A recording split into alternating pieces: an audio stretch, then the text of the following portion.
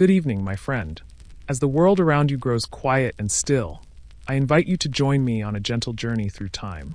Tonight, we'll wander together through the muddy streets of a medieval town, noticing the little things that shape daily life in ways both curious and fascinating. We'll explore the forgotten details of how people lived, worked, and navigated their world when the streets were unpaved and the air was thick with the sense of a bustling, chaotic life. If you enjoy drifting through history like this, consider leaving a like or subscribing to join our quiet journeys through the past. It always amazes me how many of you are listening from different parts of the world. Feel free to share where you're resting tonight in the comments below. There's something beautiful about how we can all gather here, across continents and time zones, to explore these peaceful moments in history together. Now, find that cozy spot where you feel most comfortable. Maybe pull the blanket a little closer around your shoulders. Take a slow, deep breath, and let your body melt into the bed. Feel the weight of the day beginning to lift from your shoulders as you settle in. Picture a soft glow of candlelight flickering gently in the darkness, the world growing still as the night wraps around you like a warm embrace.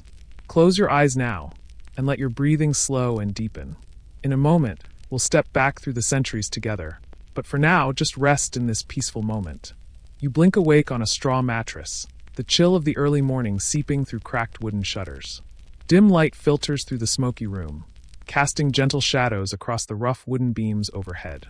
The air carries the mingled scents of damp earth, faint wood smoke, and just the hint of something sour drifting in from the street outside. In the distance, you can hear the soft clatter of cartwheels on stone, the gentle lowing of cattle, and the quiet murmur of a town slowly awakening to another day. You're in a small medieval town in 14th century England, a place alive with people, animals, and the constant, gentle hum of daily life. The scratchy wool blanket beneath your fingers feels real, the cool morning air touching your face as you breathe in this world so different from your own. You are a humble weaver here, your hands already knowing the rhythm of the loom, your small home nestled along a narrow, muddy lane where neighbors call softly to one another as they begin their day. Let your mind settle into this quiet exploration of why medieval towns were so remarkably filthy, as we frame this not as a harsh judgment, but as a curious, calming journey through the realities of daily life centuries ago. These weren't lazy or careless people. They were simply living in a world where the solutions we take for granted today hadn't yet been discovered or weren't yet possible. Imagine a world where every step through town tells a story, where the cobblestones have been worn smooth by countless feet, where the air is thick with the sense of life in all its forms.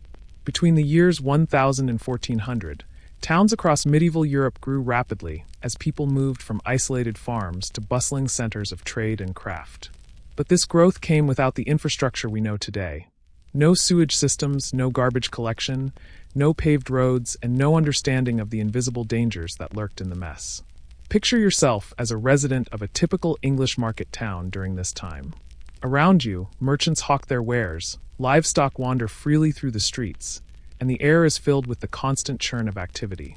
Blacksmiths hammer at their anvils, bakers pull fresh loaves from wood-fired ovens, and children play in the dirt between the houses. It's a world of sounds and smells and textures that would seem overwhelming to us today, but to the people living then, it was simply home. As you rest here in the 21st century, with clean water flowing from your taps and waste disappearing with the simple flip of a handle, let yourself drift gently into this earlier world. Don't worry about remembering every detail. Just let the images flow through your mind like a gentle stream, carrying you deeper into relaxation with each breath. The streets of your medieval town are alive with stories, and tonight we'll explore them together, one quiet step at a time. You step outside your door, the ground soft and yielding beneath your boots like a thick carpet that shifts with every movement. The morning air is cool against your face, carrying with it the earthy scent of damp soil mixed with something more complex. The accumulated layers of a town that has been walked upon, lived in, and worked in for generations. Your feet sink slightly into the surface, and you can feel the give of the earth, softened by yesterday's rain and churned by countless footsteps, hooves, and wagon wheels. The street before you stretches like a winding river of brown and gray, its surface telling the story of every soul who has passed this way. There are no smooth stones here, no neat cobblestones like you might imagine from fairy tales. Instead, the ground is simply earth, packed down in some places by years of use, but soft and muddy in others where water collects and pools. The path curves gently between the timber-framed houses, their upper stories leaning slightly over the street, as if the buildings themselves are trying to get a better look at the daily parade of life below. As you take your first steps into the lane, you can hear the soft squelch beneath your feet. Not unpleasant, just the honest sound of earth that knows moisture. It's a sound that accompanies every step in this medieval world. A constant gentle reminder that you're walking on the same ground that has supported your neighbors, their animals, and their daily work for as long as anyone can remember. The mud isn't just dirt and water, though that's certainly part of it. Woven through the soft earth are bits of straw that have fallen from carts, tiny fragments of hay dropped by passing horses, and the occasional piece of bark or twig that has found its way from the countryside into town. Let yourself feel the rhythm of walking on these unpaved streets. The slight uncertainty of each step, never knowing if the ground will be firm or if your foot might sink a little deeper than expected. It's not treacherous. The townspeople navigate these streets with practiced ease. But it requires a different kind of attention than walking on the hard, predictable surfaces of your modern world. You don't need to worry about finding your way. Just let your mind wander through the town, following the natural curves of the path as it leads you deeper into this world. The morning light reveals the intricate patterns pressed into the mud by yesterday's activities. Here, the distinctive clover-shaped prints of a horse's hooves, filled now with last night's rain, but still clearly visible. There, the narrow tracks left by a cart's wooden wheels, cutting two parallel lines through the softer patches. And everywhere, the smaller marks of human feet, some bare, some wrapped in simple leather, all creating a tapestry of movement and purpose across the town's surface. As you walk, you notice how the street serves as more than just a pathway. In the medieval world, the boundary between public and private space is softer, more fluid than what you know today. A chicken pecks contentedly at something in the mud just a few feet from your path, paying you no mind as it searches for seeds or small insects. From somewhere nearby comes the gentle sound of a woman sweeping, her broom scraping softly against the wooden threshold of her home as she pushes the night's accumulation of debris back toward the street. The rain that fell yesterday, and the day before, and many days before that, has turned the streets into something between solid ground and shallow streams. Water has collected in the natural depressions, creating small puddles that reflect the gray sky above. But this isn't clean rainwater anymore. As it flows along the street's gentle slope, it picks up everything in its path.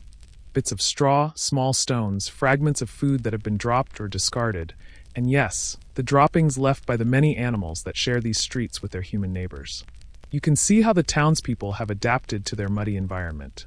Wooden planks have been laid across the wettest spots, creating temporary bridges that allow people to cross without sinking too deeply into the mire. Some households have placed flat stones in strategic locations, creating stepping stones that lead from their doors to the firmer parts of the street. It's a practical solution born of necessity, and you can see the wear on these stones, polished smooth by countless feet over the years. The street you're walking slopes gently downward, following the natural contours of the land, and you can see where the water and mud flow when the rains are heavy. There are shallow channels worn into the earth, natural gutters that carry the runoff toward the lower parts of town. But these aren't the engineered drainage systems you know from your modern world. They're simply the paths that water has carved for itself over time, following gravity and the path of least resistance through the soft earth. As you continue your gentle walk, you begin to notice the layers of history beneath your feet. The mud isn't just from this morning's dampness. It's the accumulation of seasons, of years of weather and human activity. In drier times, this same earth would be hard-packed and dusty, creating clouds of fine particles that would coat everything with a thin layer of grit. But when the rains come, as they have recently, all of that dust becomes part of the soft, yielding surface that cushions your steps. The sounds of the street are muffled by the soft ground.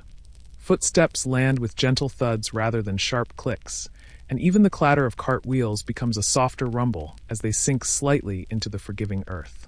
It creates a different acoustic environment, one where conversations carry differently and where the harsh edges of urban noise are softened into something more organic, more connected to the natural world. You may already be drifting off, carried by the gentle rhythm of walking through this ancient town. Let the soft sounds of your footsteps in the mud blend with the distant murmur of your neighbors beginning their day. There's no need to hurry here, no schedule to keep except the natural rhythm of sunrise and sunset, of seasons and weather. of the simple need to move from one place to another through streets that yield gently beneath your feet. As you pause for a moment, you can see how the mud connects everything in this medieval world. It's not just an inconvenience to be endured, it's part of the fabric of daily life. Children play in it, pressing their small hands into the soft earth to make temporary sculptures that the next rain will wash away. Dogs roll in it, coating their fur with the scent of the town. And everywhere, it serves as a soft foundation for the bustling life of the community, absorbing the impact of countless daily activities and slowly, patiently, wearing away under the constant passage of life. The street curves ahead of you, disappearing around the corner of a house whose walls lean out over the path, and you can hear the sounds of the town waking up beyond. The soft lowing of cattle, the creak of a well rope, the gentle conversation of neighbors greeting each other across their garden walls. But for now, you're content to stand here in the mud, feeling the earth soft beneath your feet, breathing in the honest scent of a world where humans and animals and earth all share the same space. As the morning light grows stronger and the town stirs more fully to life, let your mind settle into the rhythm of this muddy street. You don't need to remember every detail of the path. Just let your thoughts flow like the gentle runoff after rain, carrying you deeper into the peaceful sleep that awaits. As the rain begins to fall again, soft drops that darken the earth and add to the eternal cycle of mud and moisture that defines these medieval streets, let's drift to another corner of this busy town. The market hums softly as you weave through the stalls, the air rich with the scent of fresh bread mingling with overripe fruit and the earthy smell of vegetables pulled from the ground just hours ago. Your feet find their way naturally along the familiar paths between the wooden tables and canvas-covered booths, stepping carefully around the puddles that have formed in the low spots where countless market days have worn the earth smooth and created natural basins for the morning's gentle rain. The marketplace spreads before you like a tapestry of daily life, woven from the threads of necessity, commerce, and community.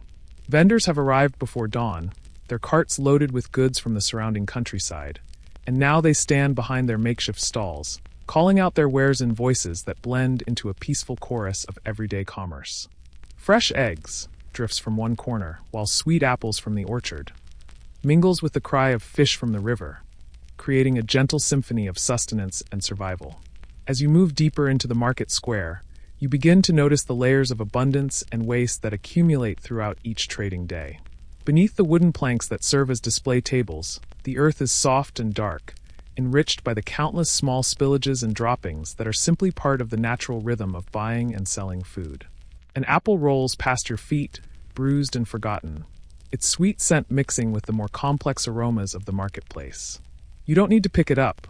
By evening, it will have been claimed by a hungry pig or chicken, or it will simply return to the earth, adding its small contribution to the cycle of decay and renewal that feeds the world. The vegetable vendors display their wares on rough wooden tables, but the boundaries between what's for sale and what's already been discarded are wonderfully fluid. Cabbage leaves, yellowed and torn, carpet the ground around the vegetable stalls like a soft, organic flooring. Carrot tops, their green fronds still bright despite being separated from their roots, are scattered across the earth where they fell during the morning's preparations.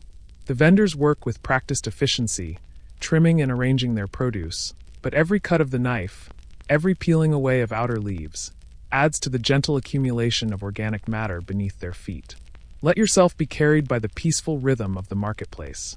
The soft scraping of a knife against a wooden cutting board, the gentle thud of vegetables being arranged in baskets, the quiet conversations between buyer and seller as they negotiate the simple transactions that keep the community fed. There's no rush here, no frantic pace, just the steady, comfortable flow of people moving through their daily routine of providing and procuring what they need to survive. Near the center of the square, the fishmonger has spread his catch on a bed of rushes, the silver scales glinting in the morning light.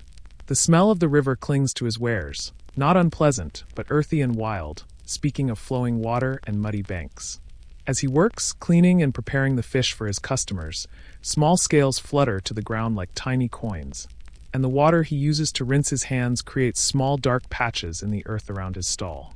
The fish heads and bones that he removes pile up in a wooden bucket beside his table, but some always escape, finding their way to the ground where they attract a small congregation of cats who wait patiently for their opportunity to claim these discarded treasures. The bread seller's stall fills the air with the most wonderful aroma, yeast and flour transformed by fire into the staff of life. But even here, in this most essential of trades, the ground tells its own story. Flour dusts the earth in a fine white powder, creating pale patches that show where the baker has worked. Crumbs from yesterday's unsold loaves are scattered around the base of his table, and you can see where mice have visited during the night, leaving their tiny tracks in the flour dust like delicate embroidery across the marketplace floor.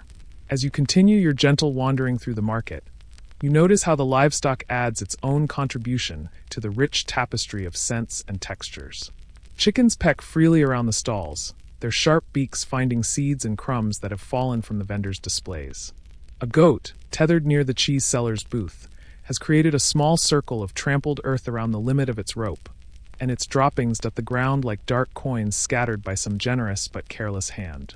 The sounds they make, the soft clucking of hens, the occasional bleat of the goat, the grunt of a pig rooting in the debris, blend into the marketplace symphony, adding their animal voices to the human chorus of commerce.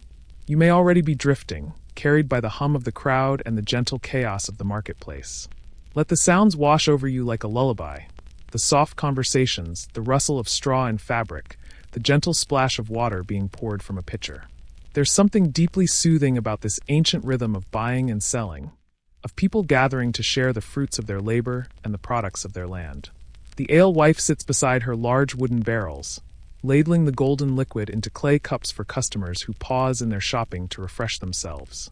The wooden spigot drips steadily, creating a small puddle that darkens the earth and attracts industrious bees who hover and dip, taking their share of the sweet liquid. When she rinses the cups, the used ale flows into the ground, adding its own distinctive scent to the complex bouquet of the marketplace and creating dark, fertile patches where the earth drinks deeply of the grain-based offering. As the morning progresses, the accumulation of market debris creates a soft carpet beneath the feet of shoppers and vendors alike. Straw, brought in to cushion delicate goods during transport, becomes scattered and trampled into the mud. Pieces of cloth, torn from larger bolts during measuring and cutting, flutter in the gentle breeze before settling into the growing collection of discarded materials.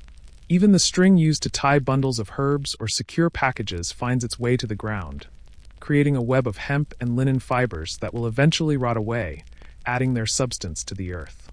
The butcher's stall occupies a corner of the market where the ground slopes slightly, allowing the water he uses to clean his workspace to flow away naturally.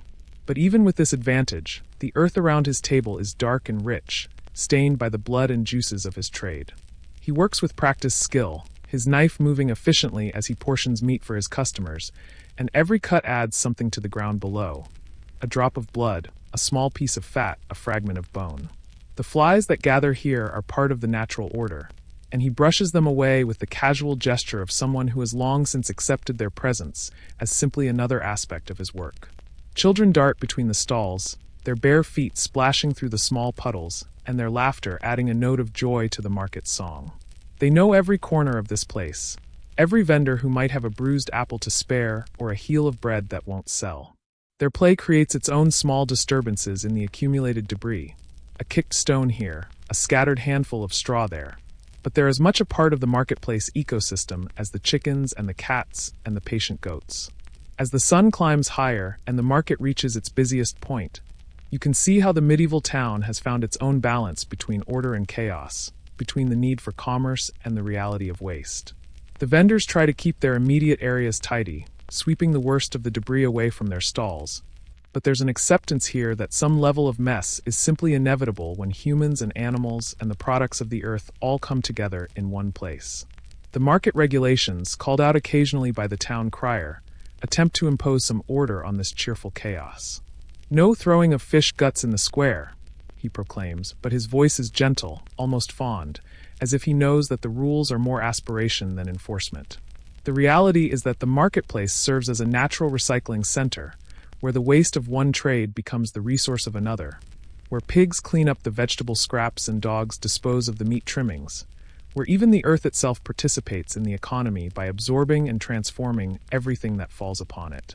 As the market grows quiet with the approach of midday, vendors beginning to pack their remaining goods and customers dispersing to their homes with their purchases, let your mind settle into the peaceful rhythm of this ancient dance of commerce. You don't need to remember every detail of what you've seen. Just let the gentle sounds and scents of the marketplace fade into the background as your thoughts drift like the smoke from the baker's oven, carrying you deeper into the restful sleep that awaits. As the market settles into its afternoon lull, the ground littered with the honest debris of a morning's trade, let's wander toward the town's edge where other stories wait to be discovered. You pause by a narrow ditch where water flows slowly, carrying the day's refuse in its gentle current like a quiet river of necessity. The channel runs alongside the street, carved into the earth by years of flowing liquid and the patient work of shovels, creating a shallow waterway that serves as the town's most basic attempt at managing the waste that accumulates from daily living. The water moves with unhurried purpose, following the natural slope of the land as it winds between houses and workshops, collecting tributaries from smaller ditches and drains as it makes its way toward the lower parts of town. This isn't the clean, rushing water of a mountain stream, but something more complex, a mixture of rainwater, household waste, and the inevitable byproducts of a community where people live closely together without the benefit of modern sanitation. The liquid has a brownish tint, darkened by the earth it has traveled through and the various substances it has collected along its journey. Sometimes a piece of straw floats by, or a fragment of cloth, or something less identifiable that simply adds to the slow parade of debris making its way downstream. The smell that rises from the ditch is not overwhelming, but it's definitely present, a sour, earthy scent that speaks of organic matter in various stages of decomposition. It's the smell of a world where waste disposal is a matter of gravity and flowing water rather than complex engineering, where the solution to unwanted materials is simply to let them flow away and become someone else's problem, or better yet, to let them flow far enough away that they cease to be anyone's problem at all. As you stand beside this medieval drainage system, you can see how it represents both the ingenuity and the limitations of the time. The townspeople have recognized the need to move waste away from their immediate living spaces, and they've created a system that uses the most available and reliable force they know, gravity, to accomplish this goal. Water flows downhill, carrying with it whatever has been placed in its path, and this simple principle forms the backbone of their waste management strategy. Let the sound of trickling water fade as you drift. There's something almost meditative about the slow, constant movement of this improvised river, the way it never stops, never hurries, just continues its patient work of carrying away the detritus of human habitation. You don't need to think about where it's going or what will happen to its contents. Just let the gentle sound of flowing water blend with your breathing as you sink deeper into relaxation. Along the banks of the ditch, you can see the evidence of its daily use. Dark stains mark the spots where chamber pots have been emptied, their contents joining the slow-moving stream that serves as the town's most basic sewage system. The medieval people have no understanding of bacteria or waterborne disease, but they do understand that certain things smell bad and attract flies, and they've developed the logical solution of moving these unpleasant materials away from their homes and workshops as quickly and efficiently as possible. The women of the town know this ditch intimately, as it's their responsibility to manage the household waste that finds its way here. In the early morning hours, before the town fully awakens, you might see them emerging from their homes with ceramic pots and wooden buckets, moving quietly through the dim light to deposit the night's accumulation at the water's edge. They work with the efficiency of long practice, tilting their containers and letting gravity do the work of emptying them into the flowing stream. The ditch serves multiple purposes beyond simple waste disposal. Rainwater from the roofs collects in wooden gutters and flows into the channel, helping to dilute and carry away the more solid materials that have been deposited there. When the weather is particularly wet, the increased flow helps to flush the system, carrying debris further downstream and preventing the worst accumulations from building up in any one location. During dry spells, however, the flow slows to a trickle, and the contents of the ditch become more concentrated, more pungent, creating challenges that the townspeople simply accept as part of their seasonal rhythm.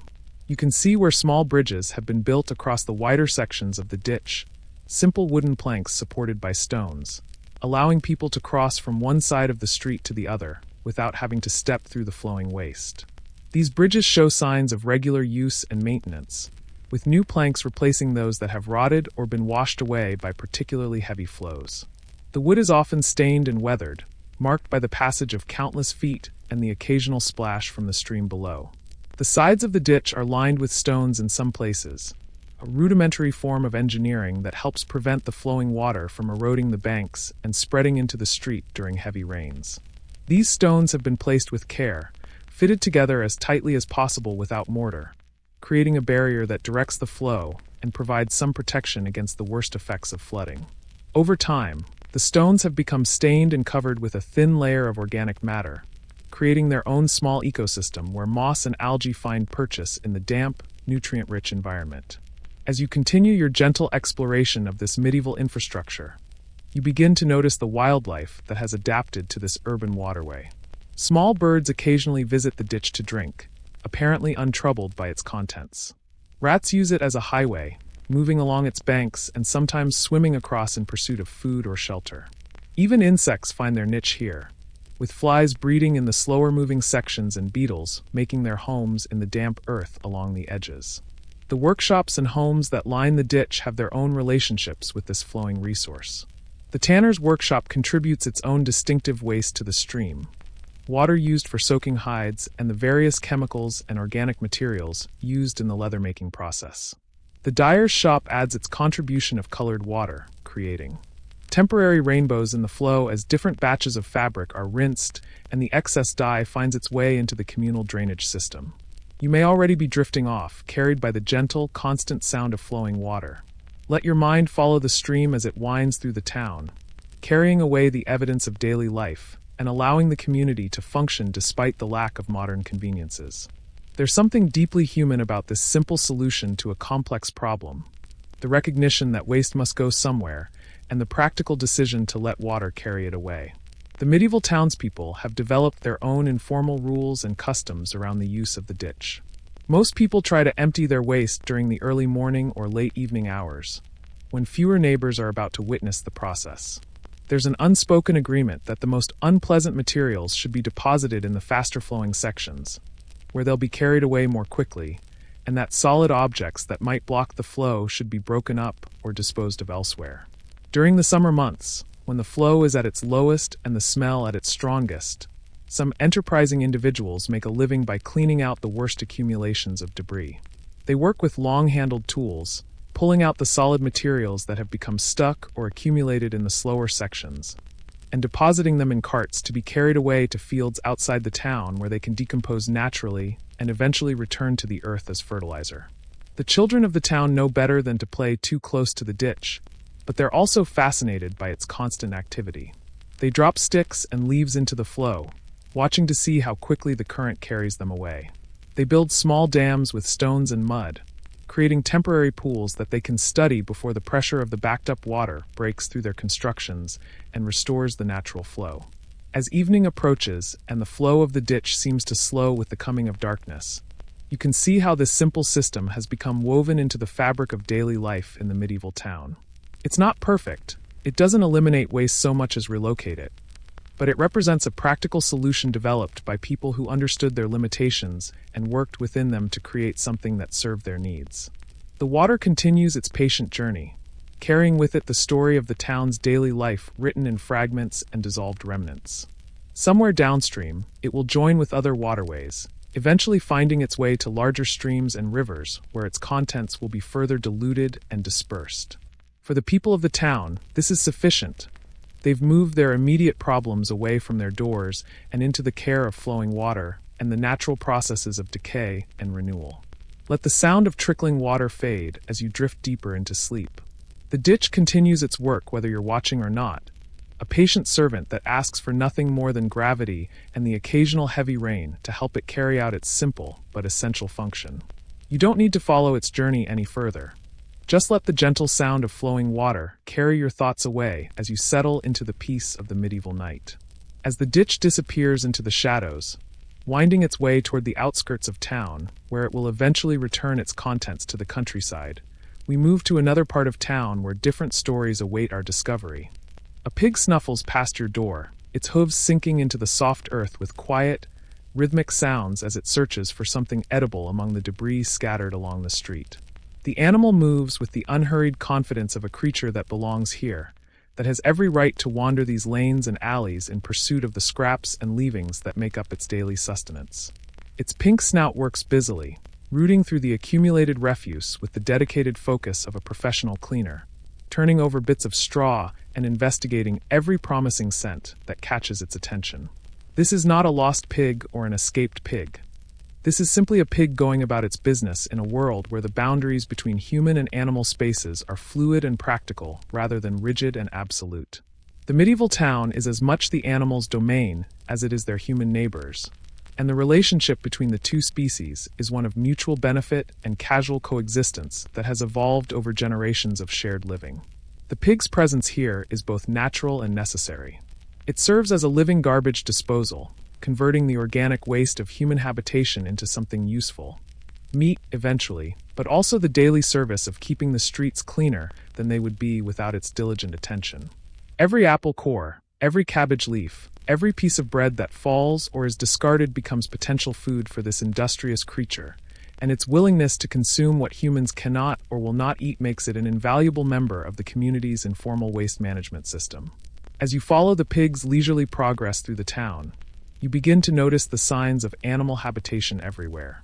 Chickens scratch and peck in the dirt near doorways, their sharp claws creating small furrows in the earth as they search for seeds, insects, and anything else that might be edible. Their droppings dot the ground like small white and brown coins, adding their own contribution to the rich mixture of materials that carpets the streets and alleys. The soft clucking sounds they make as they work create a gentle background chorus, punctuated occasionally by the more assertive call of a rooster announcing his presence to the world. You don't need to count the chickens as they go about their business. Just let them cluck softly in the distance, their sounds blending with the other peaceful noises of the town as you allow your mind to drift with the easy rhythm of their daily routine. There's something deeply soothing about the way these creatures go about their work, completely absorbed in the simple task of finding enough to eat, following their instincts and the natural patterns that have guided their kind for countless generations. A goat appears around the corner of a house, its rope halter trailing behind it as it seeks out patches of grass and weeds that grow in the spaces between buildings. The animal's hooves click softly against the occasional stone, but mostly they make no sound at all as they find purchase on the soft earth. Its beard sways gently as it moves, and its eyes have the patient, knowing look of a creature that has learned to make the most of whatever opportunities present themselves in the urban environment. The goat's presence explains some of the bare patches you see around the town. Areas where the grass has been cropped short or where weeds have been systematically removed by the animal's thorough grazing. This is urban landscaping of the most practical sort, where the maintenance of open spaces is accomplished not by human labor, but by the simple appetite of animals that see opportunity where humans see only unwanted vegetation. As the day progresses and the animals continue their quiet work, you can see how they've shaped the physical environment of the town in subtle but significant ways. The paths they follow most frequently have become worn into the earth, creating networks of animal highways that crisscross the more formal human routes. These paths often take the most direct route between points of interest. The spot where kitchen scraps are regularly deposited, the corner where water collects after rain, the sunny area where the ground stays warm even on cool days. The horses present a different kind of animal presence in the town. These are working animals, valuable and cared for, but their size means that their impact on the urban environment is proportionally greater. A single horse produces an impressive amount of manure during the course of a day, and this waste becomes part of the town's landscape almost as quickly as it's produced. The horses that pull carts and carry riders leave their mark on every street they travel, creating a trail of evidence that documents their passage through the community.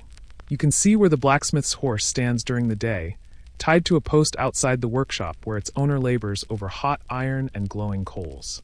The ground around the post is worn smooth by the animal's hooves, and the accumulation of manure creates a dark, rich patch that will eventually be claimed by someone with a garden to fertilize. The horse shifts its weight patiently, occasionally stamping to discourage flies, and its presence adds a sense of quiet strength to the rhythmic hammering that echoes from the smithy.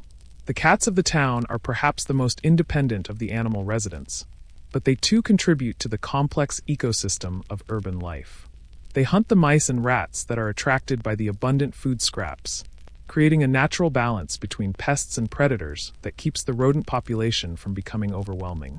Their hunting creates its own small debris field, the remains of their kills, scattered fur, and tiny bones that add their own notes to the symphony of decay and renewal that characterizes the medieval town. Let yourself be carried by the gentle sounds of the animals around you. The soft lowing of a cow in the distance, the quiet grunt of a pig discovering something particularly delicious, the flutter of wings as chickens settle themselves for a rest in the afternoon sun. These sounds have been part of human settlements for thousands of years, and there's something deeply comforting about their familiarity, their connection to the most basic and enduring aspects of civilization. The boundaries between indoor and outdoor space are more permeable in this medieval world than they would be in later centuries. Chickens wander freely in and out of houses, seeking warmth and shelter, while also keeping the floors clean of crumbs and small pests. Pigs often have access to the areas directly outside homes, where they can clean up spills and scraps before these materials have a chance to rot and create unpleasant odors. Even larger animals like goats and sheep might find temporary shelter in the lower floors of houses during particularly harsh weather. This integration of human and animal spaces creates its own challenges and benefits.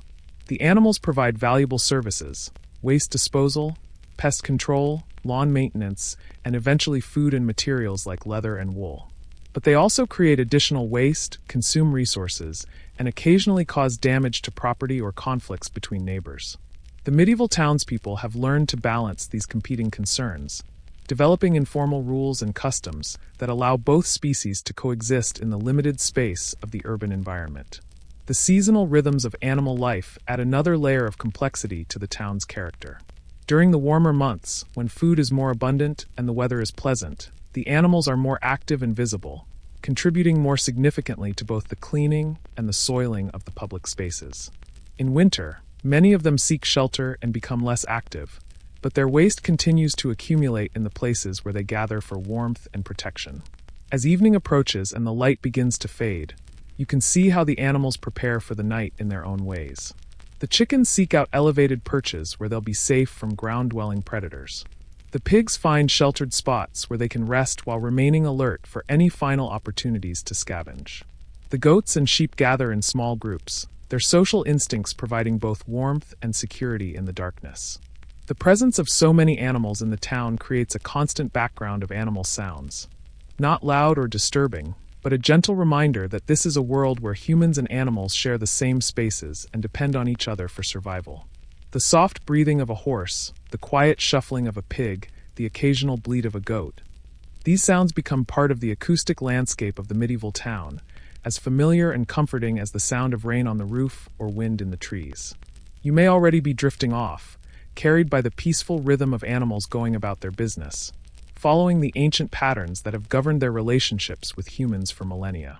Let the gentle sounds of their presence fade into the background as your own breathing slows and deepens, matching the patient rhythm of creatures who know that tomorrow will bring new opportunities for food, shelter, and the simple pleasures of existence. The animals continue their quiet work even as you rest, their presence a constant but unobtrusive part of the town's life.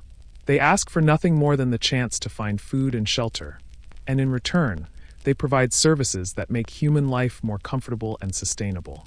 It's a partnership that has evolved naturally over countless generations, requiring no contracts or formal agreements, just the mutual recognition that cooperation benefits everyone involved. As the animals settle for the night, their soft sounds blending with the other gentle noises of a town preparing for sleep, let's drift elsewhere in our exploration of this medieval world, where other stories wait to unfold in the quiet darkness. The sharp tang of iron hangs in the air as you pass the butcher's stall, a metallic scent that speaks of life transformed into sustenance, of the ancient craft that turns living creatures into the meat that feeds the community. The smell is not unpleasant, it's honest and direct, the scent of fresh blood and clean cuts, of work done with skill and purpose in service of one of humanity's most basic needs. Mixed with this primary aroma are the subtler notes of herbs and salt, the tools the butcher uses to preserve and enhance his wares, creating a complex bouquet that tells the story of his trade. The butcher's workspace occupies a strategic corner of the market square, positioned where the natural slope of the land allows water to flow away from his cutting table, and where the morning light illuminates his work clearly enough for customers to see the quality of what they're purchasing. His wooden table, worn smooth by years of use, bears the marks and stains of countless transactions, dark patches where blood has soaked into the grain, shallow cuts where his knife has scored the surface, and the general patina that comes from being the center of daily commerce in flesh and bone. As you watch the butcher work, you can see the practiced efficiency of a man who has spent years perfecting his craft. His knife moves with confident precision, separating joints with the knowledge that comes from intimate familiarity with anatomy, portioning cuts according to the needs and budgets of his customers. Each movement is economical and purposeful, wasting neither time nor meat in the process of transforming carcasses into the smaller portions that will grace the tables of the town's households. The ground around the butcher's stall tells its own story of the day's work. Despite his efforts to keep his immediate workspace clean, the earth beneath and around his table has absorbed the inevitable spillage of his trade. Dark stains mark the spots where blood has dripped or been splashed during the cutting process, creating patches of soil that are richer and darker than the surrounding ground. These stains aren't permanent. Rain will eventually wash them away and carry their nutrients deeper into the earth. But for now, they serve as a record of the morning's activities. Scraps of fat and gristle, trimmed away during the preparation of choice cuts, have found their way to the ground despite the butcher's efforts to collect them for other uses. Some will be reclaimed for rendering into tallow for candles and soap. Others will be sold cheaply to customers who can use them to add richness to otherwise simple meals. But a few always escape to join the organic matter that accumulates around any place where food is processed and sold. Let the sounds of the town fade as you rest. The rhythmic thunk of the butcher's cleaver against his wooden block creates a steady beat, like a slow drum that measures out the afternoon's work. You don't need to pay attention to each cut or each sale. Just let the sound blend with your breathing as you drift deeper into the peaceful rhythm of this medieval world, where every profession has its own music and every craft contributes its own notes to the symphony of daily life. The flies that gather around the butcher's stall are as much a part of the scene as the meat itself, drawn by the rich scents and the promise of feast. The butcher has long since learned to work with their presence rather than fight against it. A gentle wave of his hand keeps them away from the cuts he's actively preparing, while a cloth draped over finished portions provides temporary protection. It's a dance that both species understand, a negotiation between human purpose and insect instinct that has been repeated countless times in countless butcher shops throughout history. The water the butcher uses to clean his hands and rinse his knife comes from a wooden bucket that sits beside his table. And when this water is no longer clean enough for his purposes, it joins the other liquids that flow away from his workspace and into the general drainage of the market square. This used water carries with it traces of blood and fat, adding its own contribution to the complex mixture of materials that eventually makes its way into the town's primitive sewage system, and from there to the countryside beyond. Bones present their own challenge and opportunity in the medieval economy of waste and reuse. The larger bones, those with marrow or remaining meat, are sold to customers who will use them for soup stock or give them to their dogs. Smaller bones and fragments often end up on the ground around the butcher's stall, where they attract the attention of cats and rats and eventually become part of the organic matter that enriches the soil. Nothing is truly wasted in this world where abundance is never guaranteed and every resource has potential value. The butcher's apron, stained with the evidence of his work, tells its own story of the day's activities. The leather has been darkened and softened by repeated exposure to blood and water, and despite regular cleaning, it bears permanent marks that speak of years of dedicated service. When he removes it at the end of the day, small drops of liquid may fall to the ground, adding their own minute contribution to the accumulation of materials around his workspace. As the afternoon progresses and the butcher prepares for the end of his working day, you can see how he attempts to manage the mess that his trade inevitably creates. He scrapes the surface of his cutting table, collecting the accumulated debris in a wooden bowl that will be emptied into a designated area where pigs and dogs can compete for the scraps. He rinses his table with water, washing away the visible traces of blood and fat, though the wood itself retains the deep stains that mark it permanently as a place where animals are transformed into food.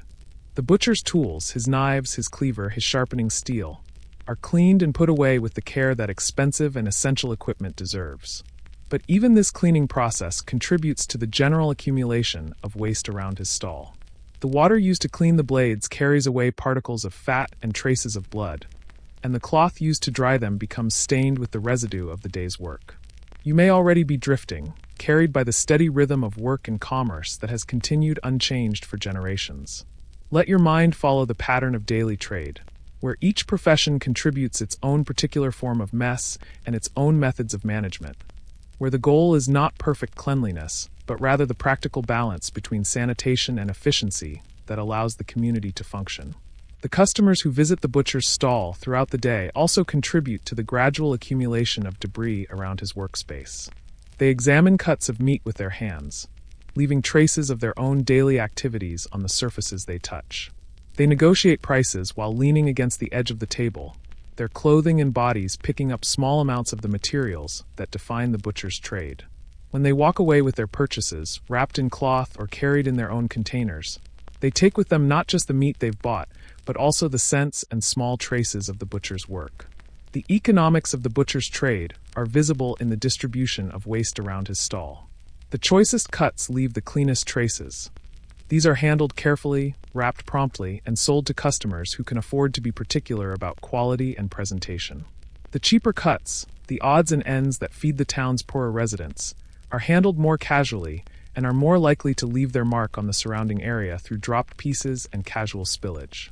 As evening approaches and the butcher begins to pack up his remaining inventory, the ground around his stall shows the full evidence of the day's commerce.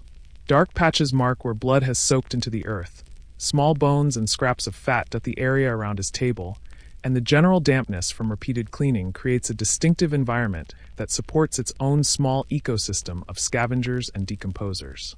The butcher himself, despite his efforts to maintain reasonable cleanliness, carries the marks of his trade on his person: stained clothing, hands that retain the scent of his work despite washing, and the general air of someone who spends his days in intimate contact with the realities of mortality and sustenance. He's not dirty, exactly, but he's marked by his profession in ways that soap and water can't entirely erase. The night will bring its own cleanup crew to the butcher's corner. Cats hunting for scraps, rats investigating the bones and fragments that have been overlooked, insects drawn to the rich organic matter that has accumulated throughout the day. By morning, much of the obvious debris will have been claimed by these scavengers, but the deeper traces of the butcher's work will remain, soaked into the earth and woven into the fabric of the marketplace's ongoing story. Let the sounds of the butcher's work grow quiet as his day comes to an end. The scraping of his knife being cleaned for the last time, the splash of water washing away the final traces of blood, the soft thud of his cleaver being wrapped in cloth for the night. These are the gentle sounds of a day's honest work coming to its close, of a craft that feeds the community despite the inevitable mess it creates. As the butcher's knife grows still and his stall settles into the quiet of evening, we move on to explore another corner of this medieval town, where different trades create their own distinctive contributions to the rich tapestry of urban life. A sharp, sour smell greets you as you near the tanner's yard, cutting through the gentle morning air like a knife through butter. You pause for a moment, letting your senses adjust to this new corner of the medieval world, where the ancient craft of turning animal hides into supple leather has been practiced for generations. The scent is unmistakable, a pungent mixture of decay and transformation that speaks of hard work and necessity. As you drift closer, your bare feet finding their way across the uneven cobblestones, you notice how the ground beneath changes. The stones here are perpetually damp, stained a deep brown from years of soaking and washing. Rivulets of murky water snake between the gaps, carrying with them the essence of the tanner's trade, a cocktail of dissolved flesh, hair, and the various substances used to transform raw hide into something useful. The tanner's yard stretches before you like a small village within the town, a collection of wooden vats, stone basins, and stretched frames where hides hang like ghostly curtains in the morning light. You can see the craftsman himself, his sleeves rolled up to his elbows, his hands permanently stained the color of tea from years of working with bark and mordants. He moves with the slow, practiced rhythm of someone who has found peace in repetitive work, lifting, soaking, stretching, scraping. Let the methodical sounds of his labor wash over you. The gentle splash of water, the soft scrape of his tools against leather, the quiet murmur of his voice as he hums an old tune. You don't need to understand the complexities of his craft. Just let your mind wander through this aromatic corner of medieval life. The process begins as you watch with drowsy fascination with the raw hides themselves. Fresh from the butcher's stall, they arrive rolled and salted, stiff as wooden boards and covered in coarse hair. The tanner's first task is to soak these rigid skins in large wooden vats filled with water. But not just any water. This liquid has been enriched with lime, made from burning limestone until it becomes a white powder that, when mixed with water, creates a solution powerful enough to loosen the hair from the hide. You lean against a wooden post, feeling the warm sun on your shoulders as you observe the tanner checking his lime vats. He uses a long wooden paddle to stir the mixture, and you can see how the water has turned cloudy and thick. The smell that rises from these containers is sharp and alkaline, making your nose tingle slightly. But there's something almost hypnotic about watching him work. The slow, circular motions of his paddle, the way the liquid swirls and eddies around the soaking hides. After days in the lime bath, the hides emerge transformed, but still far from finished. The tanner drags them, dripping, to a large wooden beam where he begins the process of scraping away the loosened hair. His tool, a curved blade set in a wooden handle, moves across the surface of the hide in long, smooth strokes. Hair and bits of flesh fall away like snow, collecting in piles at his feet. This debris, you notice, doesn't simply disappear. It mingles with the constant flow of water, creating a soup of organic matter that seeps into the ground and flows toward the town's edges. You may already be drifting, the rhythmic scraping lulling you into a peaceful state. The tanner's movements are like a meditation, each stroke deliberate and practiced. You don't need to watch every detail. Just let the scene unfold around you like a gentle dream. But the most pungent stage of the tanning process comes next, and it explains much about why medieval towns carried such distinctive aromas. Once the hair is removed, the hides must be softened and prepared for the actual tanning. This requires what the craftsmen call baiting, a process that involves soaking the cleaned hides in a solution that would make even the hardiest medieval nose wrinkle. The baiting vats contain a mixture that seems almost magical in its ability to transform tough hide into supple leather. Dog dung, carefully collected from the streets, forms the base of this mixture. The tanner adds chicken droppings, sometimes pig manure, and most importantly, human urine. The ammonia in these organic materials breaks down the proteins in the hide, making them soft and pliable. You watch as the tanner lifts a hide from one of these baiting vats, the liquid dripping from it in brown streams that pool on the ground beneath. The smell that rises from the baiting process is complex and overwhelming, sour, sharp, and unmistakably organic. It mingles the earthiness of animal waste with the sharp tang of ammonia, creating an aroma that can be detected several streets away. On warm days, when the sun beats down on the open vats, the smell intensifies, spreading like an invisible cloud across the neighborhood. Let the scents fade into the background as your mind grows quieter. You're safe here in this medieval moment, just observing the ancient rhythms of human industry. The tanner continues his work, unbothered by smells that would overwhelm a modern visitor. To him, these odors are simply part of life, as natural as the smell of baking bread or wood smoke. The actual tanning process begins once the hides have been properly prepared. The tanner uses bark from oak trees, ground into a fine powder that turns water the color of dark tea. This tannic acid, dissolved in water, has the power to preserve the hide permanently, preventing decay and creating the leather that will become shoes, belts, saddles, and countless other necessities of medieval life. You watch as he moves the prepared hides into the tanning vats, each one a different shade of brown depending on how long the process has been underway. Some hides have been soaking for weeks, growing darker and more supple with each passing day. Others, newly arrived, still show patches of their original pale color. The tanner checks each one with his hands, feeling for the right texture, the proper suppleness that indicates the transformation is complete. The liquid in these tanning vats is thick and rich, almost like a dark soup. It stains everything it touches, the wooden sides of the containers, the ground beneath, the tanner's clothes and skin. When he lifts a hide to examine it, drops of this tanning liquor fall like rain, creating dark patches on the already stained earth. But it's not just the smell and the staining that make the tanner's yard a source of filth in the medieval town. The sheer volume of waste water produced by the process is staggering. Each hide requires multiple soakings, rinses, and treatments, and all of this dirty water has to go somewhere. In your drowsy observation, you notice how the yard slopes gently toward the town's edge, where a small stream carries away the constant flow of contaminated water. This stream, once perhaps clear and clean, now runs a permanent shade of brown. The tanning liquor, mixed with bits of hair, flesh, and the various organic materials used in the process, creates a waterway that supports little life. Fish cannot survive in such contaminated water, and the plants along its banks often wither and die. Yet this stream continues to flow, carrying the waste of leather production away from the town center and into the broader countryside. You may already be drifting off, the sounds of the tannery growing distant and dreamlike. The splash of water, the scrape of tools, the soft footsteps of the craftsman as he moves between his various tasks. You don't need to remember every detail of this process. Just let the scene wash over you like a gentle tide. The ground around the tanner's yard tells its own story of accumulated filth.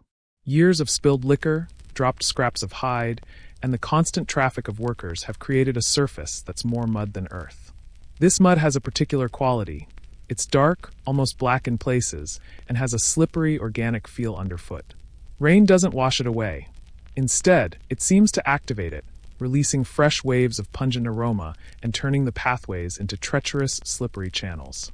Yet despite the smell and the mess, there's something deeply satisfying about watching the tanner work. His craft is essential to medieval life, providing the leather that protects feet, holds water, and creates the countless items that make daily existence possible. The filth and odor are simply the price paid for this transformation, the unavoidable byproduct of turning death into something useful for the living. As the morning light grows stronger, warming the yard and intensifying the various scents, you notice how the tanner has adapted to his environment. His movements are economical, designed to minimize contact with the worst of the mess.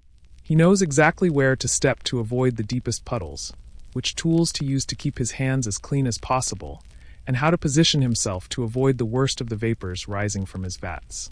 The tanner's work is never truly finished.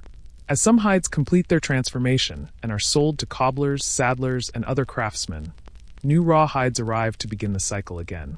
The vats are never empty, the smell never completely fades, and the stream continues its brown journey away from the town. This is the rhythm of medieval industry, constant, necessary, and unavoidably messy. You may already be sinking into sleep, the tanner's work fading into the background of your consciousness. Let the ancient craft continue its quiet cycle as your mind drifts away from this aromatic corner of the medieval world. As the tanner's work pauses for the midday meal, and the morning sun climbs higher in the sky, we prepare to drift away from this fragrant corner of medieval industry. The smells linger in the air, sharp, organic, unmistakable, but they're beginning to fade as your mind grows quieter and more peaceful. The sounds of scraping and splashing grow distant, like memories of a half-forgotten dream. As the tanner's knife grows still, we move on, drifting away from the brown-stained yard, leaving behind the vats and the streams and the endless cycle of transformation. The medieval town has more secrets to share, more quiet corners to explore. But for now, let the tanner's ancient craft fade into the gentle haze of approaching sleep. You duck into a low doorway, the warmth of a small fire greeting you as you cross the threshold from the muddy street into the heart of medieval domestic life. The wooden lintel brushes against your hair as you enter, and immediately you're enveloped in a world that feels both cozy and cramped, intimate and overwhelming. This is home for a typical medieval family, a single room that serves as kitchen, bedroom, workshop, and gathering place all at once. The warmth hits you first, a welcome relief from the cool morning air outside. In the center of the room, a small fire burns in a shallow depression in the earthen floor, its flames dancing cheerfully despite the haze of smoke that fills the upper portion of the space. There's no proper chimney here, just a simple hole in the thatched roof above, and much of the smoke seems reluctant to leave, instead curling and swirling through the rafters like lazy spirits.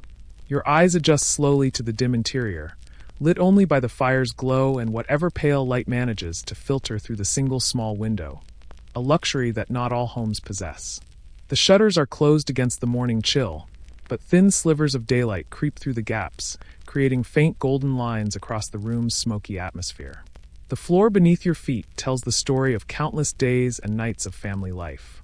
Rushes have been scattered across the packed earth, long, dried grasses that serve as both insulation and absorbent material. But these rushes have been here for months, perhaps longer, and they've absorbed far more than just spills and moisture. They've collected food scraps, ash from the fire, mud from boots, and the countless small debris of daily living. In some places, the rushes have been ground into the earth itself, creating a surface that's neither fully floor nor fully carpet, but something uniquely medieval. Let the gentle crackle of the fire soothe you as you take in this intimate space. You don't need to catalog every detail. Just let your senses drift through this cozy, crowded world where an entire family lives, works, and dreams. In one corner of the room, a wooden bed frame holds a mattress stuffed with straw and covered with rough woolen blankets. But this bed doesn't belong to just two people. It serves the entire family. Parents, children, and sometimes even elderly grandparents share this single sleeping space, huddled together for warmth during the long, cold nights. The mattress bears the permanent impressions of multiple bodies, and the straw stuffing has been compressed into a lumpy, uneven surface that creaks and rustles with every movement. During the day, this bed serves multiple purposes. It becomes a work surface where the mother of the house might mend clothing or prepare food. Children use it as a play area when the weather keeps them indoors.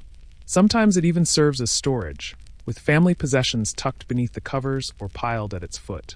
The concept of private space, of individual bedrooms, is as foreign to these medieval families as the idea of running water or electric light. The air in the room carries the accumulated sense of close living. Unwashed bodies, sleeping in the same clothes they wore during the day, contribute their own distinctive aroma. Medieval people bathe infrequently. Water must be heated laboriously over the fire, and the process is time-consuming and often uncomfortable. Instead, they rely on clean linen undergarments, changed when possible to absorb oils and odors from their skin. But even these simple luxuries are beyond the reach of the poorest families, who might own only the clothes on their backs. You can almost taste the smokiness in the air, a constant presence that permeates every surface, every piece of clothing, every strand of hair. The fire burns continuously, fed with whatever fuel the family can gather, wood when available, but more often dried animal dung, straw, or even old rags.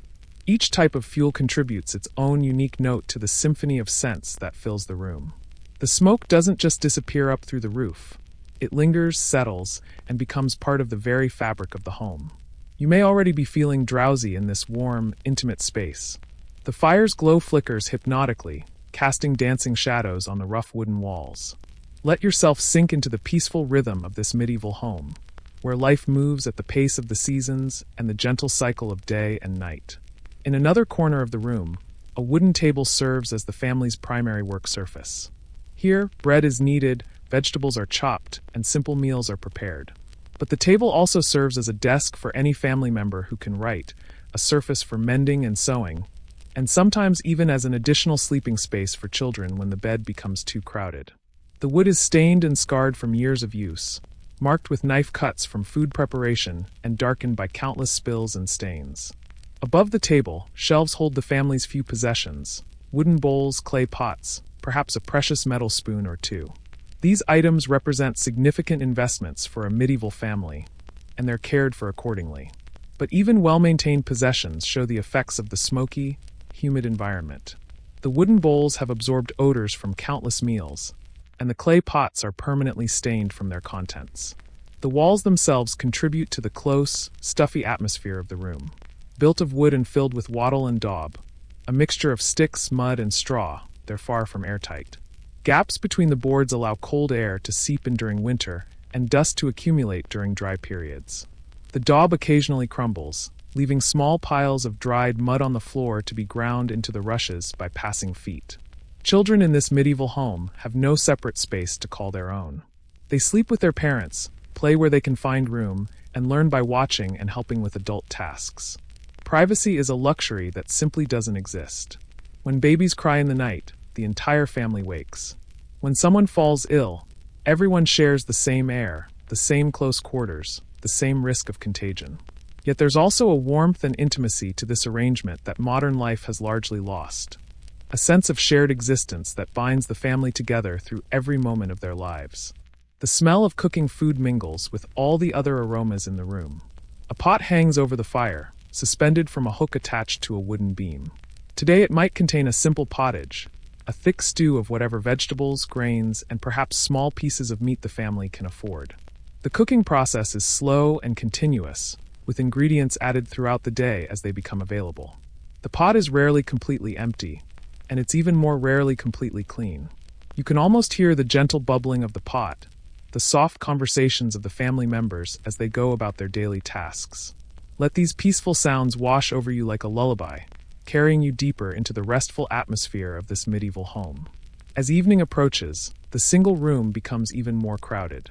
During the day, family members scatter to their various tasks, father to his craft or the fields, mother to marketing or domestic work, children to whatever help they can provide. But as darkness falls, everyone returns to this single space. There's nowhere else to go, no other rooms to retreat to, no escape from the close company of family members. The lack of adequate lighting means that activities must wind down with the sun. Candles are expensive, and oil for lamps is precious. The fire provides some illumination, but it's not sufficient for detailed work or reading. Instead, families gather around the hearth to share stories, mend simple items by firelight, and prepare for the night ahead. The rhythm of their lives follows the natural cycle of light and dark, expansion and contraction, activity and rest. When it's time for sleep, the family bed becomes the center of a carefully choreographed routine. Bodies must be arranged to make the best use of the limited space. The youngest children often sleep between their parents, while older children might share the foot of the bed or sleep on straw pallets on the floor. Everyone sleeps in their day clothes, sometimes adding an extra layer for warmth, but rarely changing into special nighttime garments. The night sounds of the medieval home are a constant presence: the creak of the wooden bed frame, the rustle of straw mattresses, the soft breathing of multiple sleepers, the occasional pop and hiss of the dying fire. These sounds become so familiar that they're comforting rather than disturbing, an acoustic backdrop that helps define the safety and intimacy of home. Let the fire's glow carry you towards sleep. The warm light flickers across the rough wooden beams, casting gentle shadows that dance and sway like a lullaby made visible. You don't need to worry about the crowded conditions or the unfamiliar smells. Just let yourself be carried by the ancient rhythm of family life, where generations have found comfort and security in these simple, shared spaces. The morning routine in this overcrowded home begins before dawn. The fire must be rekindled from the banked coals, water must be fetched from the town well, and the day's activities must be planned and coordinated. But there's a certain efficiency to this close living. Nothing is wasted, no movement is unnecessary, and every family member knows their role in the daily dance of survival. The rushes on the floor are changed only occasionally, when they become too matted and foul to serve their purpose. Until then, they continue to absorb whatever falls on them, creating a living carpet that tells the story of the family's daily life. Breadcrumbs from yesterday's meal mingle with ash from the fire, herbs scattered for their supposed medicinal properties, and the occasional flower brought in by a child who thought it was pretty. This is the reality of medieval domestic life: intimate, crowded, and far from the romantic ideals often portrayed in stories. Yet there's something deeply human about these close quarters, something that speaks to our fundamental need for warmth, security, and belonging.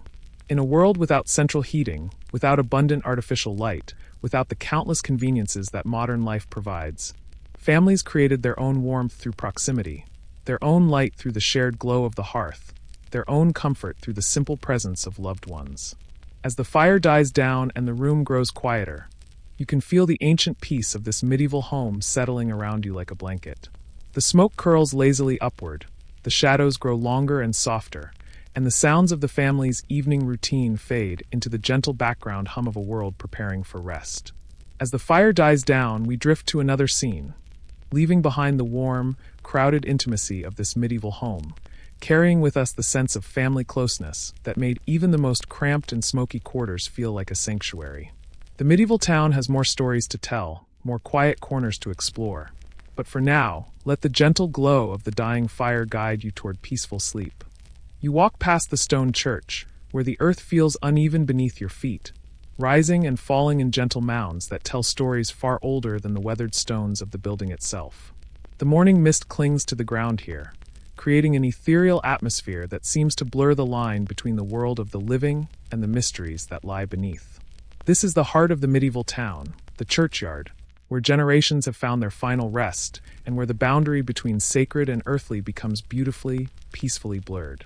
The church itself rises before you like a gentle giant, its stone walls darkened by centuries of weather and smoke from countless candles and incense.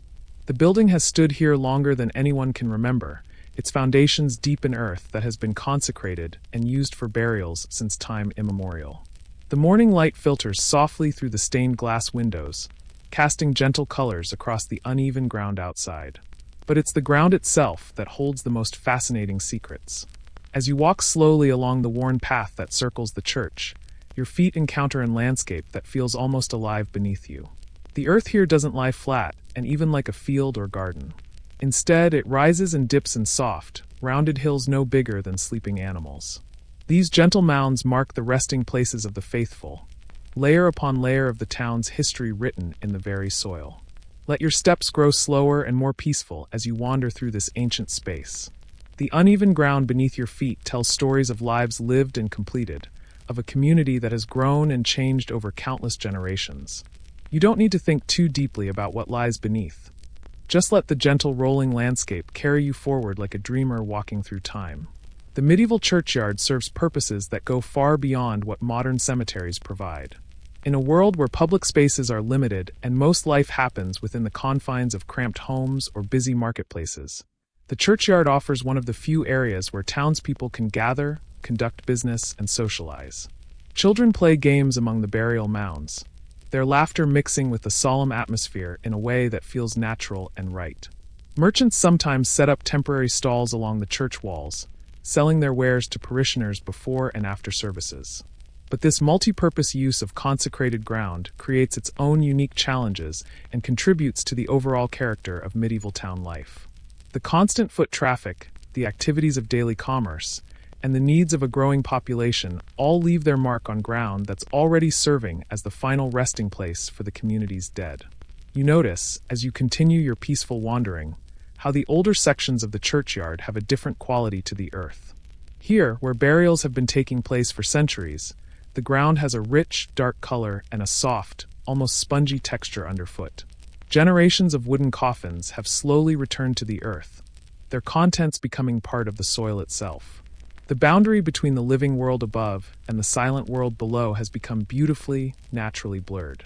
The church's sexton, the man responsible for maintaining the churchyard, moves quietly among the mounds, his footsteps making soft sounds in the yielding earth. His work is never finished, for new burials require new graves, and the old graves require constant attention. Sometimes, after particularly heavy rains or during the spring thaw, bones work their way to the surface like pale flowers blooming in the dark soil. The sexton gathers these quietly and reverently, returning them to the earth or placing them in the charnel house attached to the church. You may already be drifting into the peaceful rhythm of this sacred space. The sexton's quiet work, the gentle morning breeze through the yew trees, the soft sounds of the town awakening beyond the churchyard walls. Let these gentle sounds carry you deeper into the contemplative atmosphere of this ancient place. The yew trees that surround the churchyard are as old as the church itself, their dark, twisted branches creating natural arches and secret spaces among the burial mounds. These trees have watched over the community for generations, their roots extending deep into the consecrated earth, intertwining with the remains of the faithful in a union that seems both mysterious and perfectly natural. In the morning light, dewdrops cling to their needle-like leaves, creating tiny prisms that catch and scatter the early sunshine. But the churchyard's role in medieval life extends beyond its official purpose as a burial ground. In times of plague or disease, sadly common occurrences in medieval towns, the demand for burial space often exceeds the churchyard's capacity. What begins as neat, organized rows of graves gradually becomes a more haphazard arrangement as space becomes precious and decisions must be made quickly. Sometimes graves are dug deeper to accommodate multiple burials, creating layers of rest that extend far below the surface. The smell of the churchyard is unlike anywhere else in the medieval town. It's not unpleasant, but it's distinctly earthy and rich, carrying hints of flowers left by mourners, the waxy scent of candles burned during funeral services, and the deep, loamy aroma of soil that has been blessed and worked for generations. After rain, this scent intensifies, as if the earth itself is breathing more deeply.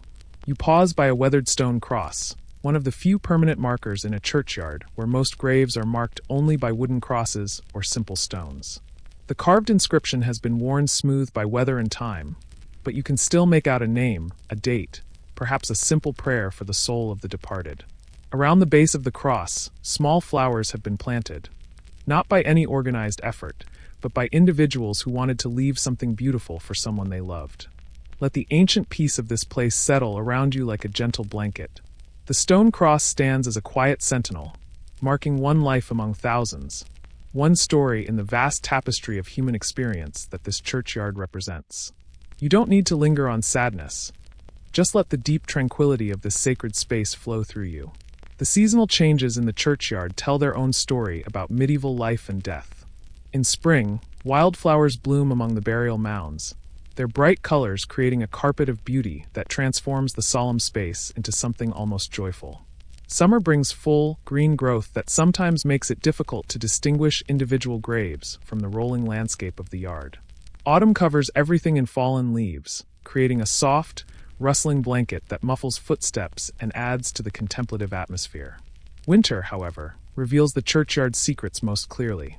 When snow covers the ground, the underlying topography becomes more apparent.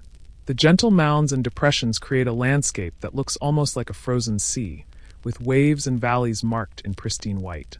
It's during these quiet winter months that the true extent of the churchyard's crowded condition becomes most visible. Sometimes, particularly after periods of heavy rain or ground movement, more than just bones work their way to the surface. Fragments of wooden coffins, pieces of burial shrouds, small personal items that were buried with the deceased. All of these occasionally emerge from the dark earth like messages from the past.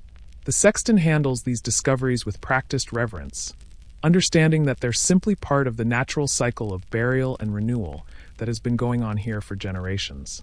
The church building itself contributes to the unique character of the churchyard.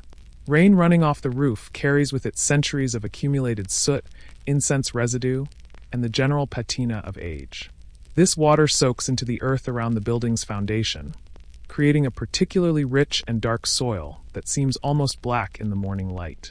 Plants grow unusually well in this enriched earth, creating lush patches of green that contrast beautifully with the more sparse vegetation elsewhere in the yard. You notice how the townspeople move through this space with a combination of familiarity and respect.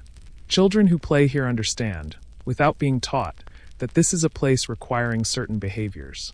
Adults conducting business or socializing keep their voices naturally lower, their movements more measured.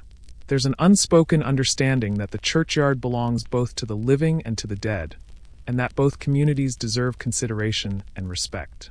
You may already be sinking into the timeless peace of this ancient ground. The gentle morning light, the soft whisper of wind through the yew trees, the distant sound of church bells marking the passage of time. Let yourself drift deeper into the contemplative rhythm of this sacred space, where past and present exist together in perfect harmony. The ground beneath the churchyard holds layers of history that extend far beyond individual graves. Archaeological evidence suggests that this site has been used for burials since before the church was built, perhaps dating back to the earliest Christian settlements in the area. Roman burial sites sometimes lie beneath medieval ones, and even older, prehistoric burials might rest deeper still. The earth here is like a book written in layers, each generation adding its own chapter to the ongoing story of human presence in this place. During times of epidemic, the churchyard takes on an even more crucial role in town life. When disease strikes quickly, claiming multiple lives in a short period, the usual careful burial practices must sometimes be abbreviated. Mass graves become necessary, and the orderly arrangement of individual resting places gives way to more practical considerations. These periods leave their own mark on the landscape, areas where the ground has settled differently, where the normal pattern of individual mounds is replaced by larger, irregular depressions. The wildlife that inhabits the churchyard has adapted to this unique environment. Birds nest in the yew trees, their songs providing a natural soundtrack to the quiet activities below. Small animals burrow in the soft earth, their tunnels sometimes intersecting with much older excavations. Even the insects that live here seem different from those found elsewhere in the town. Perhaps because of the rich, organic soil, perhaps because of the unique ecosystem created by centuries of human use. As the morning progresses and the mist begins to lift, the true extent of the churchyard becomes more apparent. What might seem like a small, contained space actually extends in all directions from the church, bounded by low stone walls that have been built and rebuilt countless times over the centuries. Beyond these walls, the town continues its daily business. But here within the consecrated ground, time seems to move at a different pace, following rhythms established by generations of prayer, burial, and remembrance. You don't need to linger here. Just let the ancient tranquility of this place fill your consciousness like warm honey, sweet and peaceful and perfectly natural. The churchyard holds its secrets gently, neither hiding them nor displaying them, but simply allowing them to exist as part of the eternal cycle of life and rest that has continued here since time beyond memory. The stone walls of the church have absorbed centuries of weather, prayer, and human presence. They've witnessed countless funerals, celebrations, and quiet moments of individual reflection. If they could speak, they would tell stories of wars and plagues, of abundant harvests and lean years, of families growing and diminishing, of the endless cycle of birth, life, and peaceful rest that defines human existence in every age. As the church bells fade, we move on, leaving behind the gentle mounds and ancient stones, the yew trees and their secret shadows, the rich earth that holds so many stories. The medieval town continues to reveal its character through every corner and pathway. But for now, let the deep peace of the churchyard follow you like a blessing, a reminder that even in the midst of life's complexity and messiness, there are always places of rest and contemplation, spaces where the soul can find the quiet it needs to truly rest. You stand by the riverbank, watching the slow current carry bits of debris downstream like a gentle parade of the town's daily life. The water moves with the unhurried pace of liquid time itself, meandering around stones and fallen branches, creating soft ripples that catch the morning light and scatter it in tiny, dancing diamonds across the surface. This river has been the lifeblood of the medieval town for centuries, providing water for drinking, washing, and countless daily necessities, yet it also serves as the town's primary highway for carrying away the evidence of human habitation. The riverbank where you stand is worn smooth by countless feet. Townspeople coming to fetch water, washerwomen bringing their loads of laundry, children playing in the shallows during warm summer days.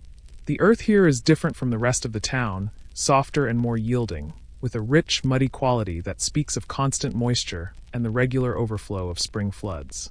Small wildflowers grow in scattered patches along the bank, their roots finding nourishment in the perpetually damp soil. As you watch the water flow past, you begin to notice the stories it carries. A piece of straw floats by, perhaps from someone's bedding being aired out upstream. A fragment of pottery follows, its broken edge worn smooth by the water's gentle attention. Vegetable peelings from yesterday's market stalls drift past like small boats carrying the memory of meals prepared and consumed. The river accepts all of these offerings with the same patient indifference, carrying them towards some distant destination where they will become part of a larger story. Let the gentle sound of flowing water wash over you. The soft murmur of the current moving over stones, the quiet lap of small waves against the muddy bank, the distant splash of a fish jumping to catch an insect. You don't need to track every piece of debris. Just let your mind flow with the peaceful rhythm of the water as it continues its ancient journey. The medieval townspeople have a complex relationship with their river. It provides the water essential for life, yet it also serves as the most convenient place to dispose of the waste that life inevitably creates. Women come here daily to wash clothes, beating the fabric against stones worn smooth by generations of laundry work. The soap they use is harsh and simple, made from ash and animal fat, and it leaves its own trace in the water, a slightly oily film that sometimes catches the light as it flows downstream. You can see one of these washerwomen now, her sleeves rolled up to her elbows, her hands red from the cold water and the rough work. She kneels on a flat stone that serves as a natural washing platform, scrubbing a woolen garment against the rock with practiced efficiency. The dirty water from her washing flows directly back into the river, carrying with it the grime and stains of daily life. She works with the quiet concentration of someone who has performed this task thousands of times, her movements as rhythmic and predictable as the flow of the water itself. Upstream from the washerwoman, a group of children splash in the shallows, their laughter mixing with the sound of the current. They're playing a game that seems to involve catching floating objects, sticks, leaves, anything the river offers for their amusement. Their bare feet disturb the muddy bottom, sending small clouds of silt swirling through the clear water. They're completely at home in this environment, as comfortable with the river's gifts and challenges as fish themselves. But the river carries more than just the innocent debris of daily life. As you follow its gentle curve through the town, you begin to notice other contributions to its burden. From the butcher's stall upstream comes a steady trickle of pink-tinged water, carrying the remnants of the morning's work. The liquid mingles with the river's flow, adding its own distinctive color and scent to the mixture. By the time it passes your vantage point, it's been diluted and dispersed, but traces remain, a slight discoloration, a faint odor that speaks of industry and necessity. You may already be drifting with the river's flow, your thoughts becoming as fluid and peaceful as the water itself. The current carries everything forward with the same gentle persistence, never hurrying, never stopping, simply continuing its eternal journey toward the sea. The tanner's yard, which you visited earlier in your dreamy wandering through the medieval town, contributes its own distinctive offering to the river's burden. The brown, chemical-rich water from the tanning vats finds its way to the river through a series of channels and ditches, carrying with it the concentrated essence of leather making. This water has a different quality from the rest, thicker, more viscous, with a color that seems to sink through the clearer water like liquid earth. Where this tanning runoff enters the river, the effects are immediately visible. The water takes on a darker hue, and the plants along the bank show signs of stress. Some have yellowed leaves, others seem stunted in their growth. The river's natural ecosystem struggles to process this concentrated influx of organic material and chemicals, yet it continues its work with the same patient persistence it brings to all challenges. Fish still live in this medieval river, though they've adapted to conditions that would seem impossible to modern sensibilities. They navigate around the floating debris, filter their food from water that carries the dissolved essence of human habitation, and somehow find ways to thrive in an environment that serves simultaneously as water source and waste disposal system. Their presence is a testament to nature's remarkable ability to adapt and endure. You watch a small fish dart between the shadows near the bank, its silver scales catching the light as it moves. It seems perfectly at home in water that carries traces of soap, tanning chemicals, food waste, and countless other byproducts of town life. This fish has never known truly clean water. For generations, its ancestors have lived in rivers that serve human communities, and it has evolved to thrive in conditions that are part of the natural order of its world. The seasonal changes bring different challenges and gifts to the river. In spring, when rains are heavy and the snow melts in the distant hills, the water level rises dramatically. These spring floods carry away much of the accumulated debris from the winter months, flushing the river clean and providing a fresh start for the warmer months ahead. But they also bring new challenges, washing garbage and waste from streets and yards directly into the flow, creating temporary islands of debris that gradually disperse as the water level returns to normal. Summer brings lower water levels and warmer temperatures, conditions that concentrate whatever the river carries. The smells become more noticeable during these months, and the water's color often deepens to a rich brown or green. Algae blooms in the nutrient-rich environment, creating patches of vibrant color that float downstream like living carpets. These blooms are both beautiful and problematic, lovely to look at, but indicative of the river's struggle to process all the organic material it's asked to carry. Let the river's flow lull you deeper into peaceful contemplation. The water continues its work regardless of season or weather, accepting whatever burdens are placed upon it with the same steady grace. You don't need to worry about the river's challenges. Just let its patient persistence inspire your own journey toward rest and renewal. Autumn brings falling leaves that carpet the water's surface in brilliant colors: gold, orange, deep red, and brown. These natural contributions to the river's burden are welcomed easily, processed efficiently by the water's ecosystem. They provide nutrients for fish and plants, and their decomposition follows natural cycles that the river has accommodated for millennia. It's a reminder that not everything the river carries is problematic. Much of its burden consists of the ordinary, natural processes of a world where human habitation exists within, rather than separate from, the cycles of nature. The bridges that span the river serve as observation points where townspeople can watch the daily parade of debris and wildlife. From these vantage points, the river's story becomes most clear. Early in the morning, the water might run relatively clean, carrying only the natural accumulation of the night. But as the day progresses and the town awakens, the river's burden increases. By midday, it carries the full load of a community's daily activities. Standing on one of these bridges, you can see how the river divides the town into distinct districts. Upstream, where the water enters the community, it's cleaner and clearer. The people who live in this section have access to the best water the river can provide. But as the river flows through the town, it accumulates the contributions of each neighborhood, each trade, each household. By the time it reaches the downstream edge of the community, it carries the full story of the town's daily life. The riverbanks themselves tell stories of adaptation and survival. Plants that can tolerate the river's variable conditions thrive here, creating lush patches of growth that contrast with areas where the water's burden proves too challenging for vegetation. Willows dip their branches into the flow, their roots extending deep into the perpetually moist soil. These trees seem to understand the river's dual nature, life giver and waste carrier, and they've learned to extract what they need while tolerating what they cannot change. You may already be feeling as peaceful as the river itself, flowing toward rest with the same gentle inevitability. The water's surface reflects the sky above, creating a moving mirror that carries clouds and sunlight downstream along with everything else. Let this image of flowing reflection carry your thoughts toward the quiet spaces of approaching sleep. At night, the river continues its work in darkness, its burden invisible but no less real. Moonlight turns the water's surface into liquid silver, disguising the various colors and textures that daylight reveals. Night soil collectors sometimes use the cover of darkness to empty their carts directly into the flow, adding to the river's nocturnal burden. These nighttime contributions are quickly carried away by the current, dispersed and diluted before dawn reveals their presence.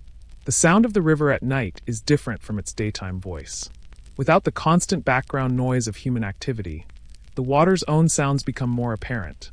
The gentle gurgle around obstacles, the soft splash of occasional fish, the whisper of current moving through reeds and grasses along the bank. These sounds create a natural lullaby that has helped countless generations of townspeople drift towards sleep.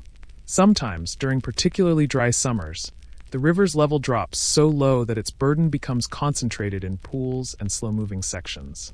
These temporary lagoons reveal the full extent of what the river carries, layers of sediment telling the story of months or years of human habitation. But even in these challenging conditions, life persists. Frogs inhabit the pools, insects breed in the still water, and birds come to drink and bathe, accepting the river's conditions as simply part of their world. The medieval understanding of water is different from modern sensibilities. To the townspeople of this era, water is precious not because it's pure, but because it's available. The same river that carries away waste also provides the water for cooking, drinking, and cleaning. The distinction between clean and dirty water is less absolute than it would become in later centuries. Instead, there's an acceptance of water's dual nature, its ability to sustain life and its role in carrying away the evidence of that life. Let the river's flow carry you toward deeper rest. Its ancient song of persistence and adaptation, of burden and renewal, creates a peaceful soundtrack for your journey towards sleep. The water continues its eternal work, carrying away today's concerns and preparing for tomorrow's challenges with the same patient grace it has shown for countless generations. As the afternoon light begins to slant across the water, creating longer shadows and deeper reflections, the river's burden seems to lighten somehow. Perhaps it's the angle of the light, or perhaps it's the natural rhythm of a town beginning to wind down from the day's activities. The debris continues to flow past, but it seems less urgent, more peaceful, as if even the river's cargo is preparing for the quiet hours ahead. As the water moves on, so do we, leaving behind the patient river with its complex burden of medieval life, carrying forward the image of water that accepts everything with equal grace. The clean and the soiled, the natural and the human-made, the beautiful and the necessary. The river continues its ancient work as we drift toward other corners of the medieval town, but its lesson of patient persistence follows us like a blessing, a reminder that even the most challenging burdens can be carried with grace when we flow with the natural rhythms of acceptance and renewal. In the quiet of night, you hear the creak of a cart rolling through the streets, its wooden wheels grinding softly against the cobblestones in a rhythm that has become as familiar as the town's heartbeat. The sound drifts through the darkness like a lullaby of necessity, marking the passage of those who work while others sleep, carrying away the evidence of human habitation in the gentle cover of nightfall. This is the hour of the night soil collectors, the men who perform one of medieval society's most essential yet invisible services. The cart approaches slowly, pulled by a sturdy horse whose hooves make muffled sounds on the muddy streets. The animal has grown accustomed to this nocturnal routine, picking its way carefully through the narrow lanes without needing much guidance from its driver.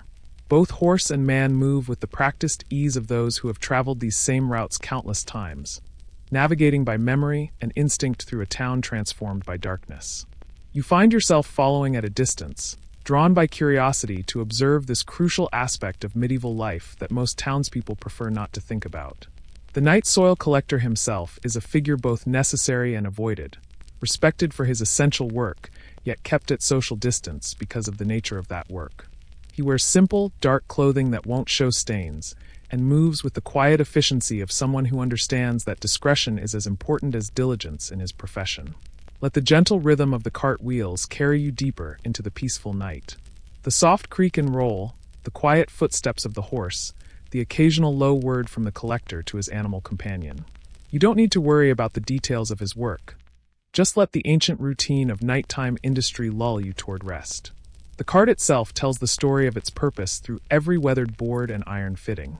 Built specifically for this work, it's designed with high sides and a tight-fitting cover that can be secured during transport. The wood has been treated with pitch and sealed as carefully as possible, but years of use have left their mark. Despite the collector's best efforts to maintain his equipment, the cart carries with it the accumulated essence of its cargo, creating an unmistakable presence that announces its approach even before it becomes visible. Behind the cart, attached by ropes and pulleys, trail the tools of the night soil collector's trade. Long-handled ladles, wooden buckets of various sizes, and curved scrapers designed for efficiency and thoroughness. These implements are as carefully maintained as any craftsman's tools, cleaned after each use and stored with the respect due to instruments essential for public health. The collector takes pride in his work, understanding that his diligence protects the entire community from the diseases that can spread when human waste is not properly managed. The route the collector follows has been established over many years, refined through experience to maximize efficiency while minimizing disturbance to sleeping households. He begins at the edge of town where the poorest families live, working his way gradually toward the more prosperous neighborhoods near the market square and church. Each stop requires careful preparation, positioning the cart, setting up his tools, and working quickly to complete his task before moving on to the next location. At each house, he finds the evidence of daily life waiting for him. Chamber pots have been left outside doors, their contents covered with rags or wooden lids to contain odors and prevent spillage. Some households have constructed simple latrines in their small yards, wooden structures built over pits that must be regularly emptied. The collector approaches each task with the same methodical care, understanding that thoroughness now prevents problems later. You watch from the shadows as he works, his movements economical and practiced. There's something almost meditative about his routine. The careful positioning of his tools, the systematic emptying of containers, the thorough cleaning before moving to the next house. He works without haste but without delay, understanding that his window of opportunity is limited by the hours of darkness and the need to complete his entire route before dawn brings the town back to life. You may already be drifting off, carried by the quiet rhythm of necessary work being done while the world sleeps. The collector continues his ancient routine, part of the invisible infrastructure that allows communities to function and thrive. Let his patient dedication inspire your own journey toward peaceful rest. The night soil collector's relationship with the townspeople is complex and carefully maintained. During daylight hours, he might pass these same citizens on the street with only the briefest acknowledgement. Social conventions dictate a certain distance, not from personal dislike, but from the practical understanding that some aspects of human existence are better kept private. Yet everyone understands his importance, and there's a quiet respect for his willingness to perform work that others prefer not to think about. His payment comes in various forms, reflecting the medieval economy's flexibility and the personal relationships that govern small communities. Some households pay in coin, small amounts that accumulate over time to provide the collector with a modest living. Others offer payment in kind, bread from the baker, ale from the brewer, vegetables from those who maintain gardens. The night soil itself has value in this agricultural society, sold to farmers who understand its worth as fertilizer for their fields. The cart's destination lies outside the town walls, where designated areas have been established for the disposal of human waste. These locations are chosen carefully, positioned downhill from wells and streams, far enough from residential areas to prevent odors from disturbing daily life. Here, the collector empties his cart methodically, adding each night's collection to pits that will eventually be covered with earth and left to decompose naturally. But the work is not without its hazards and challenges. Spills occasionally occur despite the collector's best efforts, leaving traces of his passage on the cobblestones. Rain can make his work more difficult, turning streets into slippery channels and increasing the risk of accidents. The weight of a full cart puts strain on both horse and equipment, and breakdowns can create situations that require immediate attention regardless of the hour. The collector has learned to read the signs that indicate potential problems. A wheel that sounds different might be developing a crack that could fail at an inconvenient moment. His horse's behavior tells him about road conditions ahead, obstacles to avoid, or changes in routine that might require adjustment. This partnership between man and animal represents years of working together, developing the trust and communication necessary for efficient night work. Let the quiet sounds of night work fade into the background of your consciousness. The collector and his horse continue their ancient routine while you drift toward the peaceful rest that their labor helps make possible. You don't need to follow them further. Just let their dedication to necessary work inspire your own trust in the systems that support community life. During winter months, the collector's work becomes more challenging but no less essential. Cold weather makes handling necessary but unpleasant, and shortened daylight hours compress his schedule. Ice on the streets creates hazards for both horse and cart, requiring extra caution and slower progress. Yet the work continues, adapted to seasonal conditions but never abandoned, because the alternative, allowing waste to accumulate, poses risks that the community cannot accept. The collector's knowledge extends beyond the mechanics of his trade to include an understanding of public health that rivals that of physicians. He recognizes the signs of illness in household waste, information that can provide early warning of disease outbreaks. This knowledge makes him a valuable member of the community despite the social distance maintained during normal interactions. When epidemic threatens, his observations often provide the first indication of problems that require community response. His equipment requires constant maintenance and occasional replacement. The cart must be resealed regularly to prevent leakage, and wear on the wheels and axles demands ongoing attention. His tools need sharpening and repair, and the leather harness that connects horse to cart requires regular care to prevent failure during crucial moments. These maintenance tasks occupy his daylight hours, ensuring that his night work can proceed smoothly. The route itself evolves over time as the town grows and changes. New households require incorporation into his schedule, while others might be abandoned or destroyed. Seasonal variations affect accessibility. Streets that are passable in summer might become impassable during winter, requiring alternative routes and adjusted timing. The collector maintains mental maps of these variations, adapting his routine to accommodate the changing needs of the community. You may already be sinking into sleep, the cart fading into the distance as your mind drifts away from the medieval streets. The night soil collector continues his work, part of the ancient rhythm of community life that continues whether we observe it or not. His dedication to necessary but invisible labor represents something essential about human society: the willingness of individuals to perform unglamorous but crucial work that benefits everyone. As dawn approaches, the collector completes his final stops and begins the journey to the disposal areas outside town. His cart, now full with the night's collection, moves more slowly but with the same steady persistence. The horse understands that the end of the route approaches, and both animal and man share the quiet satisfaction of another night's work completed successfully. The eastern sky begins to show the first hints of approaching daylight, painting the horizon with subtle colors that promise the return of normal daytime activities. Soon the streets will fill with merchants, craftsmen, and housewives beginning their daily routines. The evidence of the night soil collector's work will be invisible to most, existing only in the cleaner conditions that his labor maintains. As the cart rolls away into the distance, we prepare to move on to other aspects of medieval town life. The night soil collector disappears into the growing dawn, his essential work completed for another night, leaving behind a community made healthier and more livable by his quiet dedication to necessary but unglamorous service. A soft unease hangs in the air as you walk through the town. The morning mist clings to the cobblestones, and there's something different today, a quietness that feels heavier than usual. You pull your woolen cloak a little closer as you notice fewer people in the streets, their movements more careful, more deliberate. The filth that has always been part of town life suddenly feels more threatening. That familiar pile of refuse by the baker's door, the muddy puddles mixed with animal waste, the open ditch carrying yesterday's chamber pot contents. all of it seems to whisper of hidden dangers. You've heard the whispers, the worried conversations that stop when strangers approach. The sickness that comes and goes like the seasons, but less predictable, more feared. Let your mind drift gently as we explore this quieter side of medieval life. You don't need to hold on to the worry.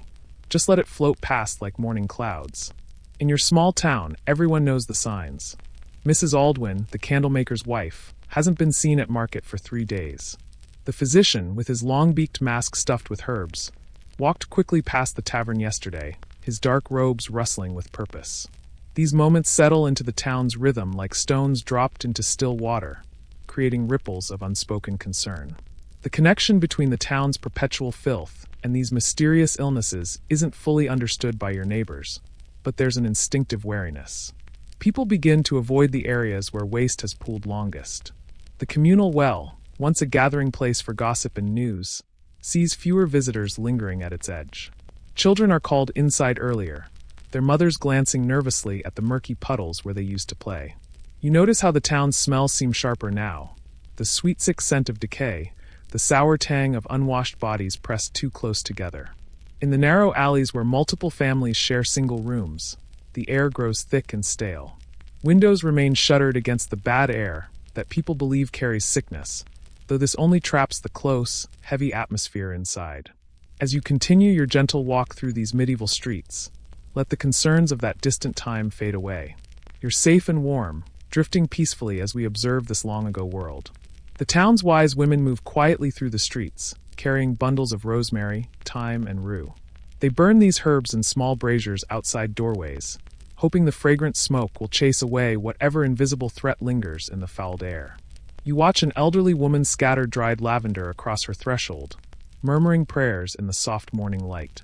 The local priest has been conducting more blessings lately, sprinkling holy water on doorframes and around the market square.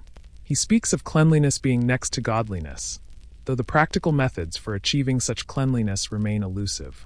The town's attempts at sanitation, the occasional clearing of the worst refuse piles, the half-hearted efforts to redirect the worst-smelling ditches, seem inadequate against this invisible enemy. In the merchant quarter, you notice that trade has slowed.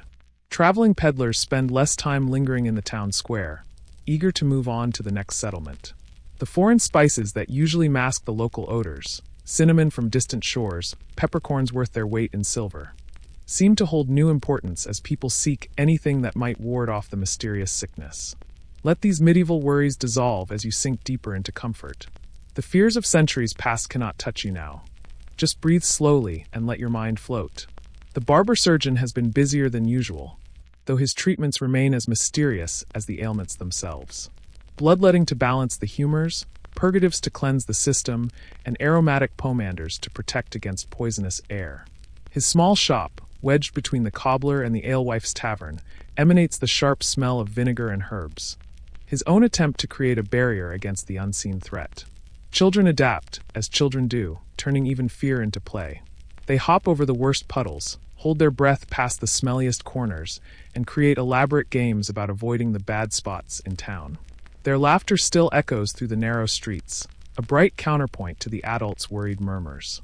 The wealthy merchant families begin to show their privilege in new ways. Their homes, already the cleanest in town with regular rushes on the floors and servants to empty chamber pots, become fortress-like. They burn expensive incense, import rare soaps from Mediterranean traders, and some even experiment with the novel concept of regular bathing, though this is still considered by many to be dangerously weakening to the body's natural defenses. As evening approaches in this distant medieval world, let the soft darkness wrap around these ancient concerns. The town settles into its familiar rhythm, the daily struggles and fears becoming part of the gentle hum of history. You observe the town's evening rituals taking on new meaning. The careful banking of fires, the securing of doors, the murmured prayers before sleep, all seem more deliberate now. Families gather closer together, finding comfort in proximity even as they worry about the very closeness that might spread illness. The night soil collectors still make their rounds, their carts creaking through the darkness, but now people listen to their approach with different ears. The sound that once merely signaled the town's modest attempts at sanitation now carries undertones of both hope and fear. Hope that removing waste might help, fear that it might already be too late for some. In the distance, church bells chime the hour, their bronze voices carrying across the sleeping town. The sound is comforting, eternal, a reminder that this community has weathered uncertainties before and will weather them again. The bells seem to wash over the narrow streets, cleansing the air of worry as surely as morning rain washes the dust from stone. Let the worries slip away as you rest. The medieval town grows quiet, its daily struggles fading into the peaceful rhythm of centuries past. You don't need to solve these ancient problems, just let them drift away like smoke from a dying fire. As the night watchman begins his rounds, his lantern casting gentle pools of light on the worn cobblestones, the town settles into the universal rhythm of rest. The filth and fear, the hope and community spirit, all become part of the great tapestry of human experience, fascinating to observe from your safe distance in time. Sleep comes easier to the medieval townspeople than you might expect. Exhausted by the day's labors, soothed by familiar routines, and comforted by the presence of family and neighbors, they find peace even in uncertain times. Their world, for all its challenges, is still fundamentally human, still filled with love, laughter, and the simple pleasure of a day survived and a night of rest earned. As the town grows quiet, we move to another moment. Let these gentle medieval scenes fade into peaceful dreams as we continue our soft journey through time. You hear the town crier call for cleaner streets, his voice soft in the breeze. The morning sun filters through the smoky air as his words drift across the market square, carried on the gentle wind that stirs the straw scattered across the cobblestones. His announcement mingles with the familiar sounds of awakening commerce, the creak of cart wheels, the lowing of cattle, and the soft murmur of early shoppers beginning their day. Hear ye, he calls, though his voice lacks the urgency you might expect. Instead, it carries the weary tone of someone who has made this same proclamation many times before. By order of the town council, let no refuse be cast into the streets. Let all citizens maintain clean doorways and proper disposal of waste. His words float past you like autumn leaves, familiar and largely ignored by the bustling townspeople around you. Let yourself drift gently as we explore these well-intentioned efforts. You don't need to remember every rule or regulation. Just let the sounds of this medieval morning wash over you like a peaceful stream. The town council, comprised of the wealthiest merchants and guild leaders, meets monthly in the upper room of the largest tavern. You can picture them there, seated around a worn oak table, their faces illuminated by flickering candles as they discuss the perpetual problem of their town's cleanliness. These are practical men, dealing with practical problems, yet their solutions often seem to float somewhere between hope and reality. Master Edmund, the cloth merchant, pounds his fist gently on the table. "We must levy fines," he declares, though his voice carries more resignation than conviction. 2 pence for casting kitchen scraps into the lane, 4 pence for emptying chamber pots before dawn. The other council members nod sagely, as if coins could somehow transform the fundamental nature of medieval sanitation. You watch from your position near the baker's stall as the morning unfolds around these earnest attempts at civic improvement. The reality of daily life continues its ancient rhythm, largely unchanged by official proclamations. A housewife emerges from her narrow doorway, glances quickly left and right, then swiftly tosses the contents of her washing basin into the muddy street. The gray water mingles with yesterday's rain and the droppings from a passing ox cart, creating the same familiar mixture that has characterized these streets for generations. As you observe this gentle dance between intention and reality, let your mind rest peacefully. The struggles of long-ago townspeople need not concern you now. Just breathe slowly and drift with the morning breeze. The town has appointed street wardens, local citizens tasked with enforcing the new cleanliness regulations. Master Thomas, the blacksmith, has been given a section of the main thoroughfare to oversee. You see him now, his leather apron still bearing the scorch marks of his forge, walking slowly along his designated area with a wooden staff that serves as his badge of office. His expression suggests a man trying to empty the ocean with a bucket. He approaches a group of children playing in a particularly muddy section of the street, where several cartwheels have churned the earth into a fragrant soup of soil, straw, and less identifiable substances. "Now then," he says gently, his voice carrying the authority of his new position, "perhaps you might find a cleaner spot for your games?" The children look up at him with wide eyes, nod politely, and move exactly 3 feet to the left, where the mud is marginally less deep. The efforts extend beyond mere enforcement. The town has begun what might generously be called a street cleaning program.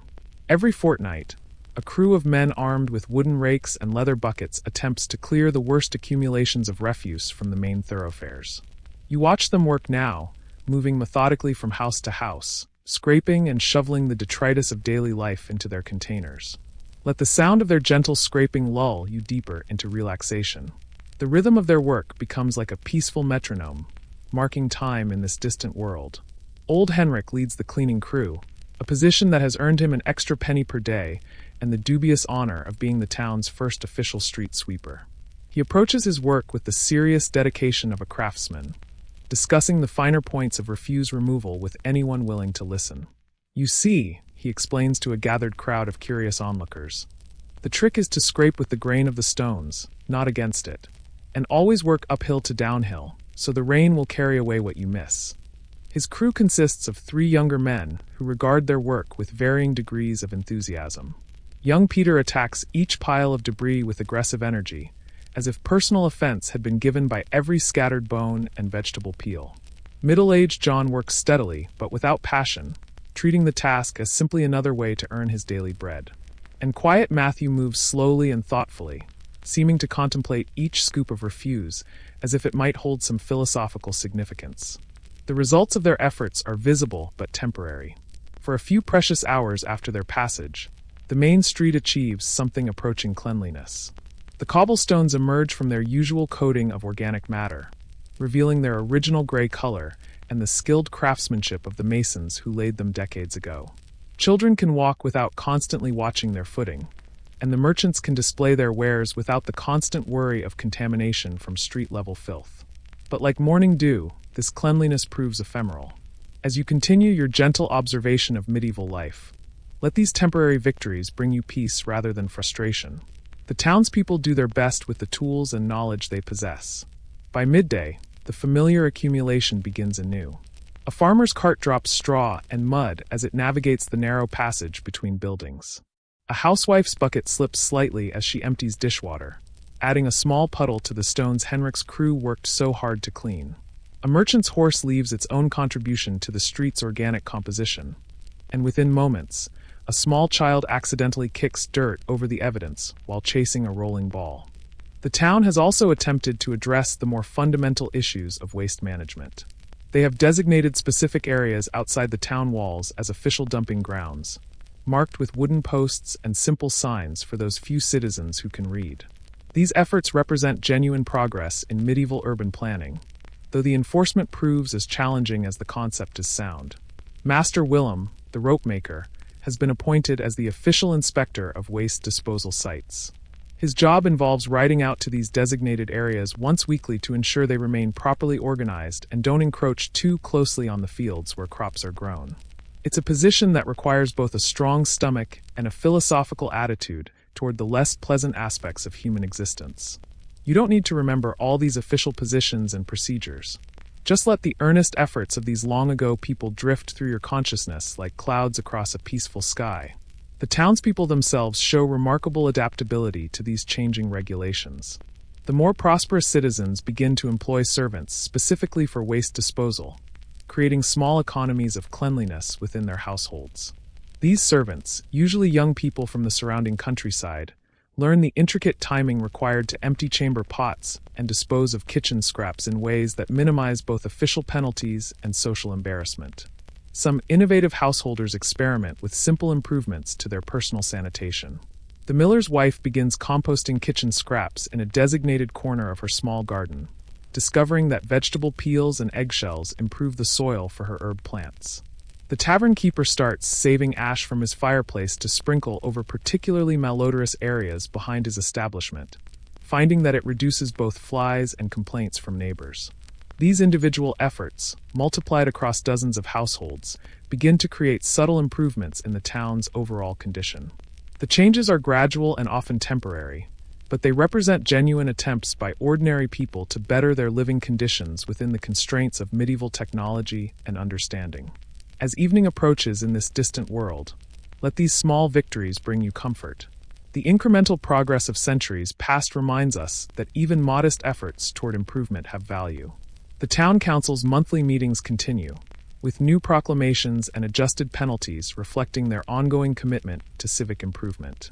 They discuss innovative concepts like designated market hours for activities most likely to create mess, and experimental programs for communal cleaning tools that residents might borrow and share. These discussions often extend late into the evening, the council members' voices growing softer as candlelight flickers against the tavern's oak-beamed ceiling. Their conversations blend practical concerns with hopeful dreams, creating a gentle murmur that speaks to humanity's eternal desire for better living conditions. The night watchman makes his rounds through streets that show the mixed results of these various efforts. Some areas noticeably cleaner, others unchanged, all of them bearing witness to the ongoing negotiation between human needs and civic ideals. You don't need to remember the rules, just drift. As the watchman's lantern disappears around the corner, these medieval efforts at improvement fade into the peaceful rhythm of history, reminding us that progress, however slow, continues even in the quietest moments. As the crier's voice fades, we wander on. Let these gentle attempts at betterment carry you toward rest, knowing that even in the filthiest medieval towns, people never stop trying to make things just a little bit better. You breathe in the air a mix of wood smoke baking bread, and something sharper. The morning breeze carries the essence of medieval life through your small window, a complex tapestry of scents that tells the story of your community better than any written chronicle. Each breath brings layers of information: the comfort of familiar hearth fires, the promise of fresh loaves cooling on wooden shelves, and beneath it all, the persistent reminder of a world where cleanliness remains an aspiration rather than an expectation. Step outside your humble dwelling, and let these ancient aromas drift around you like invisible rivers. You don't need to catalog each scent. Simply allow them to flow past you as naturally as morning mist over quiet meadows. The baker's shop 3 doors down fills the early air with the warm, yeasty fragrance of rising dough and crackling ovens. Master Geoffrey has been awake since before dawn, his hands working the familiar rhythm of kneading and shaping that his father taught him decades ago.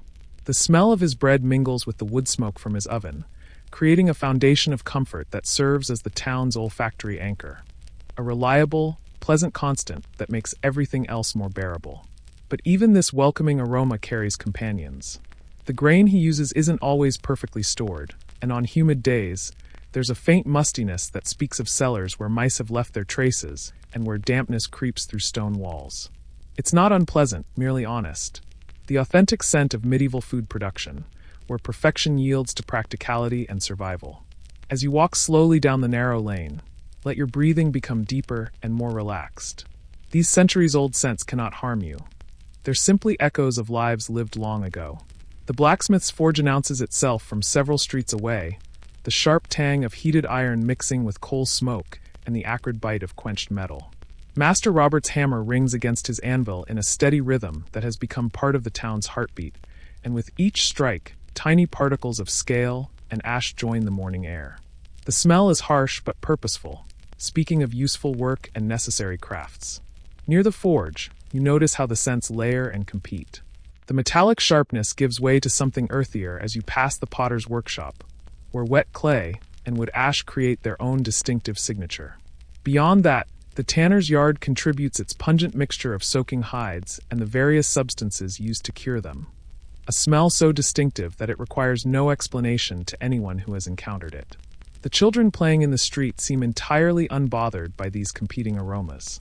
They dart between puddles and piles of refuse with the unconscious grace of those born to their environment. Their games take them past the fishmonger's stall, where yesterday's catch mingles with today's fresh offerings in a display that prioritizes economy over aesthetics. The smell here is sharp and briny, with undertones that speak of the sea's bounty and the challenges of preservation in an age before ice. Let these vivid scents from long ago fade gently as your mind drifts toward peaceful rest. You're observing from a safe distance, simply witnessing the rich tapestry of medieval sensory experience. The housewives emerging for their morning errands carry with them the domestic aromas of their individual homes. Each household has its own signature blend. The herbs hanging to dry in one kitchen, the particular soap used by another family, the lingering traces of last night's supper still clinging to clothing and hair. These personal scents create a subtle variety within the town's larger olfactory symphony. Goodwife Margaret passes by, and you catch the scent of rosemary and sage from her garden, mixed with the lanolin from the wool she spins. Her neighbor, Alice, carries the sweet-sour smell of the ale she brews in her cellar, along with a hint of the honey she uses to sweeten it.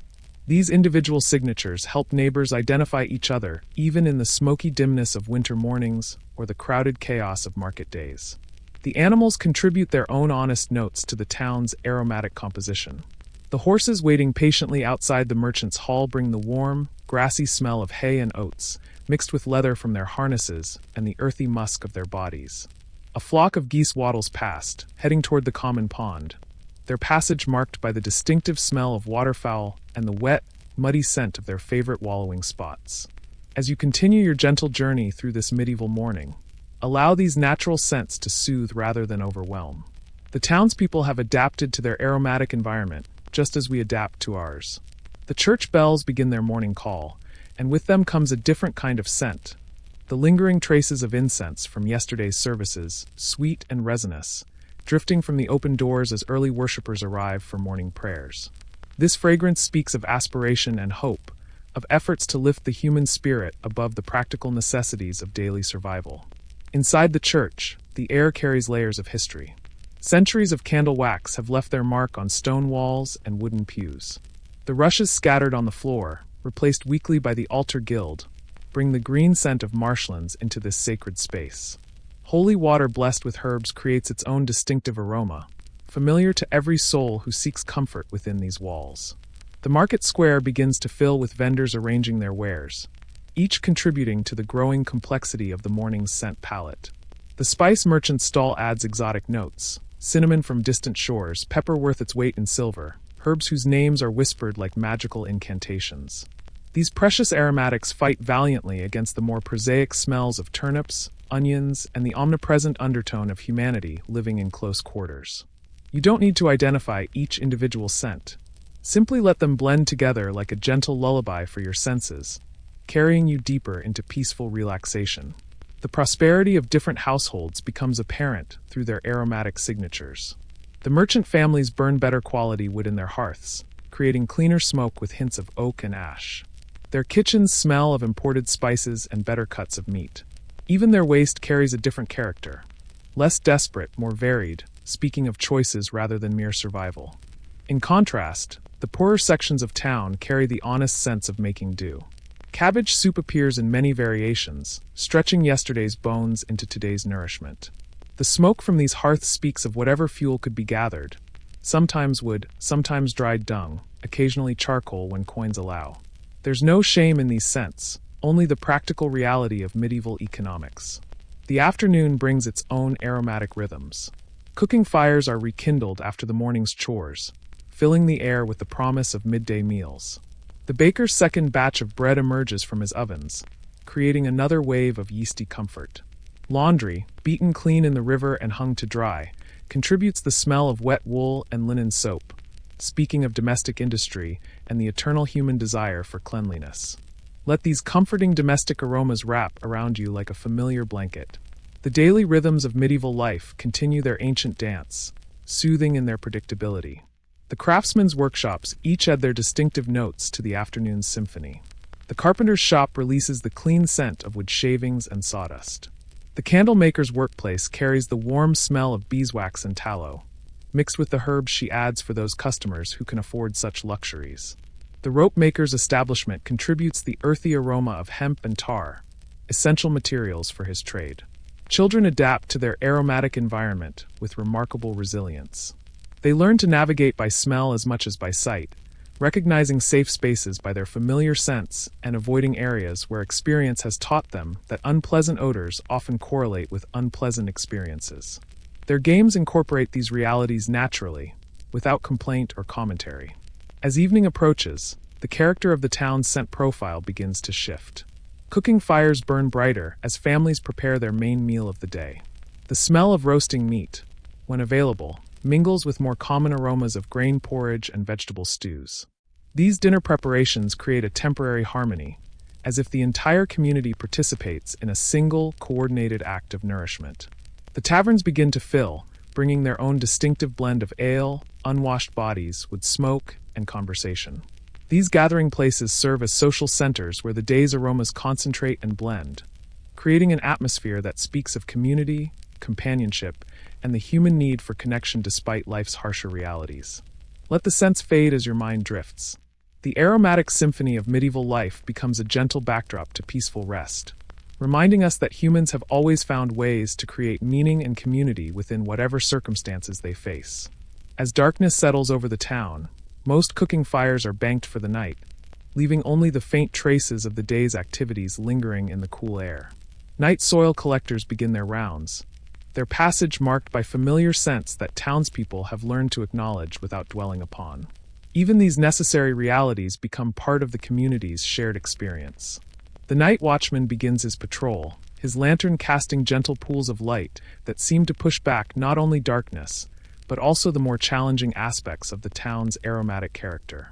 In the quiet hours, sweeter scents seem to emerge, night-blooming flowers in carefully tended gardens, the clean smell of dew forming on stone and thatch, the peaceful exhalation of a community at rest. As the medieval town settles into sleep, its complex tapestry of scents becomes a lullaby for the senses.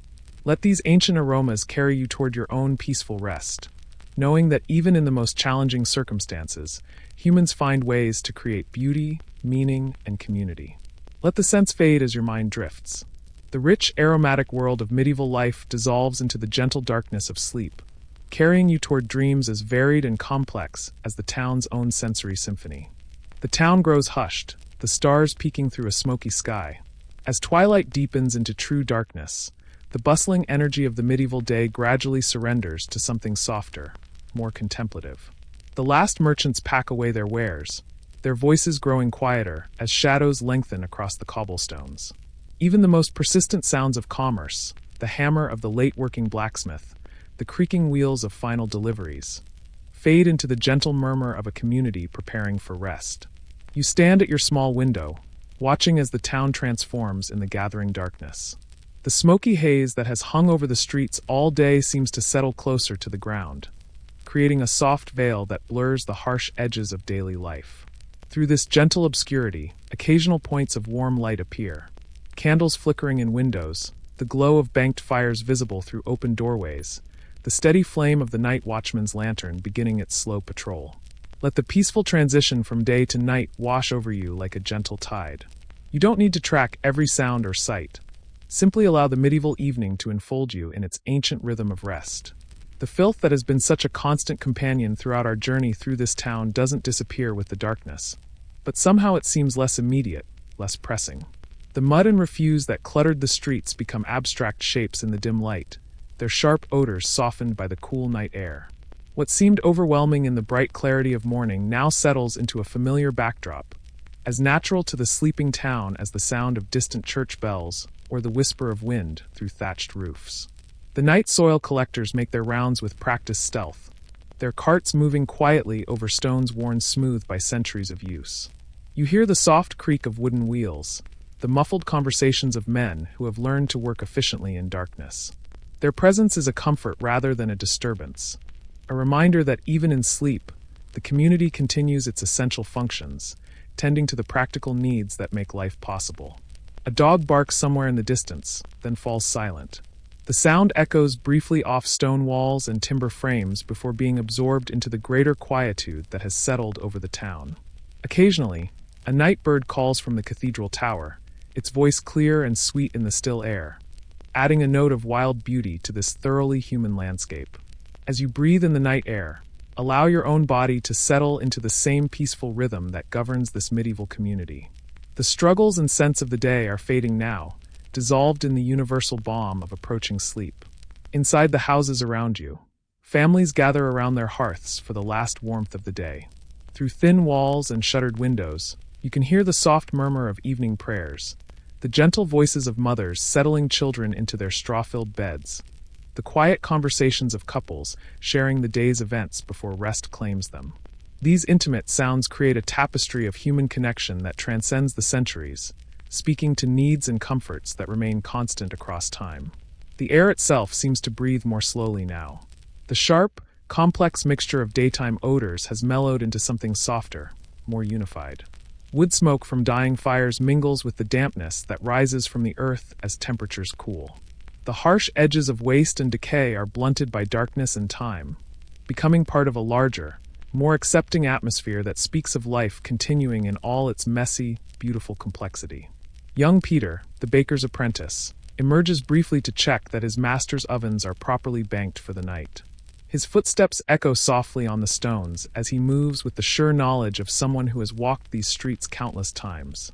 He pauses to exchange a quiet greeting with the night watchman, their voices low and companionable in the darkness, before disappearing back into the warmth of the bakery. You may already be sinking into sleep, the town fading away.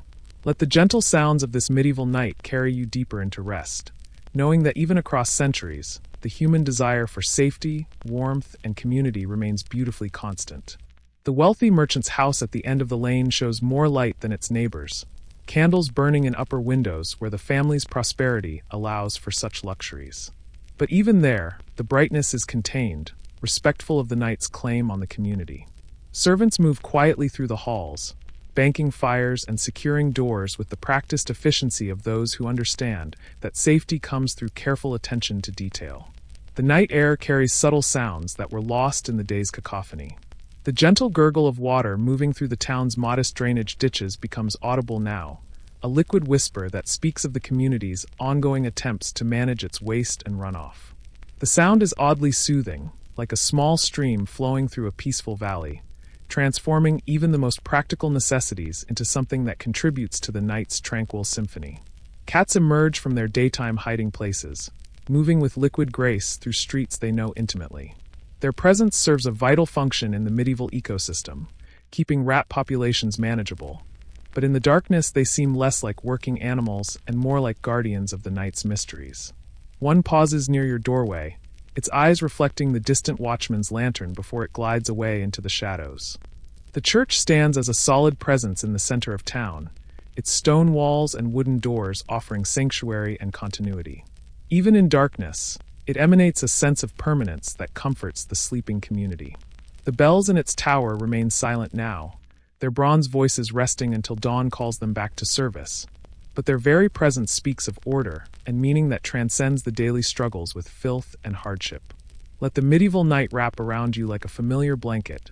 The town's challenges and imperfections fade into insignificance beside the deeper truth of human resilience and the eternal comfort found in rest. In the poorer sections of town, where families crowd together in single rooms, the night brings its own form of equality. Rich and poor alike surrender to sleep's democracy, finding peace in straw beds or feather mattresses with equal gratitude. The day's hierarchies of wealth and status dissolve in the darkness, replaced by the universal human need for rest and restoration. The tanner's yard, so pungent during the day, settles into quieter rhythms. The vats of soaking hides continue their slow transformation, but without human activity to stir and disturb them, they become just another part of the night's patient work. Even the most challenging aspects of medieval industry find a kind of peace in the darkness, their harsh realities softened by the night's forgiving embrace. A late reveler makes his way home from the tavern, his footsteps slightly unsteady but determined. His passage is marked by a brief snatch of song, quickly stifled as he remembers the sleeping community around him. The sound fades into the distance, leaving only the echo of human joy and fellowship that transcends the era's material limitations. The night watchman continues his slow circuit, his lantern creating a moving pool of warm light that touches doorways, checks shadowed corners, and provides reassurance to anyone who might be wakeful and watching. His presence represents the community's commitment to mutual care and protection, a visible reminder that even in sleep, the town looks after its own. You may already be drifting off, carried by the cart fading into the distance. Let the peaceful rhythms of this medieval night dissolve any remaining tension, drawing you into the same restful state that has claimed the sleeping townspeople. The stars, visible now through the clearing smoke of banked fires, shine down on cobblestones that gleam faintly with moisture from the night air. The same constellations that guided ancient travelers and inspired medieval philosophers look down on this small community, connecting its humble struggles to the vast, eternal patterns that govern all human experience.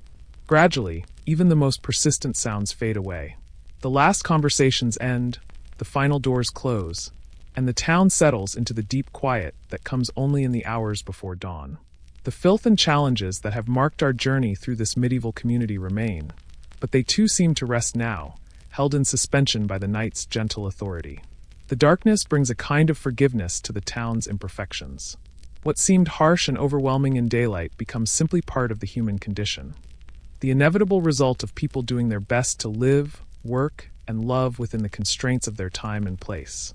The medieval community's struggles with cleanliness and sanitation transform in the night's perspective from failures to be judged into evidence of the eternal human effort to improve, to care for one another, to build something meaningful from the raw materials of existence. As the night deepens, we drift toward the end. Let the sleeping town carry you into your own peaceful rest, confident that across all centuries, humans have found ways to create beauty, meaning, and community even in the most challenging circumstances. The medieval night holds its breath, waiting for dawn's return, but content in its own quiet perfection. In a few hours, the cycle will begin again, the awakening sounds, the return of daily struggles, the renewed efforts to build a better life within the given constraints. But for now, all is peace, all is rest, all is forgiveness. The town sleeps, and in its sleep, it dreams of cleaner streets, fresher air, and easier lives.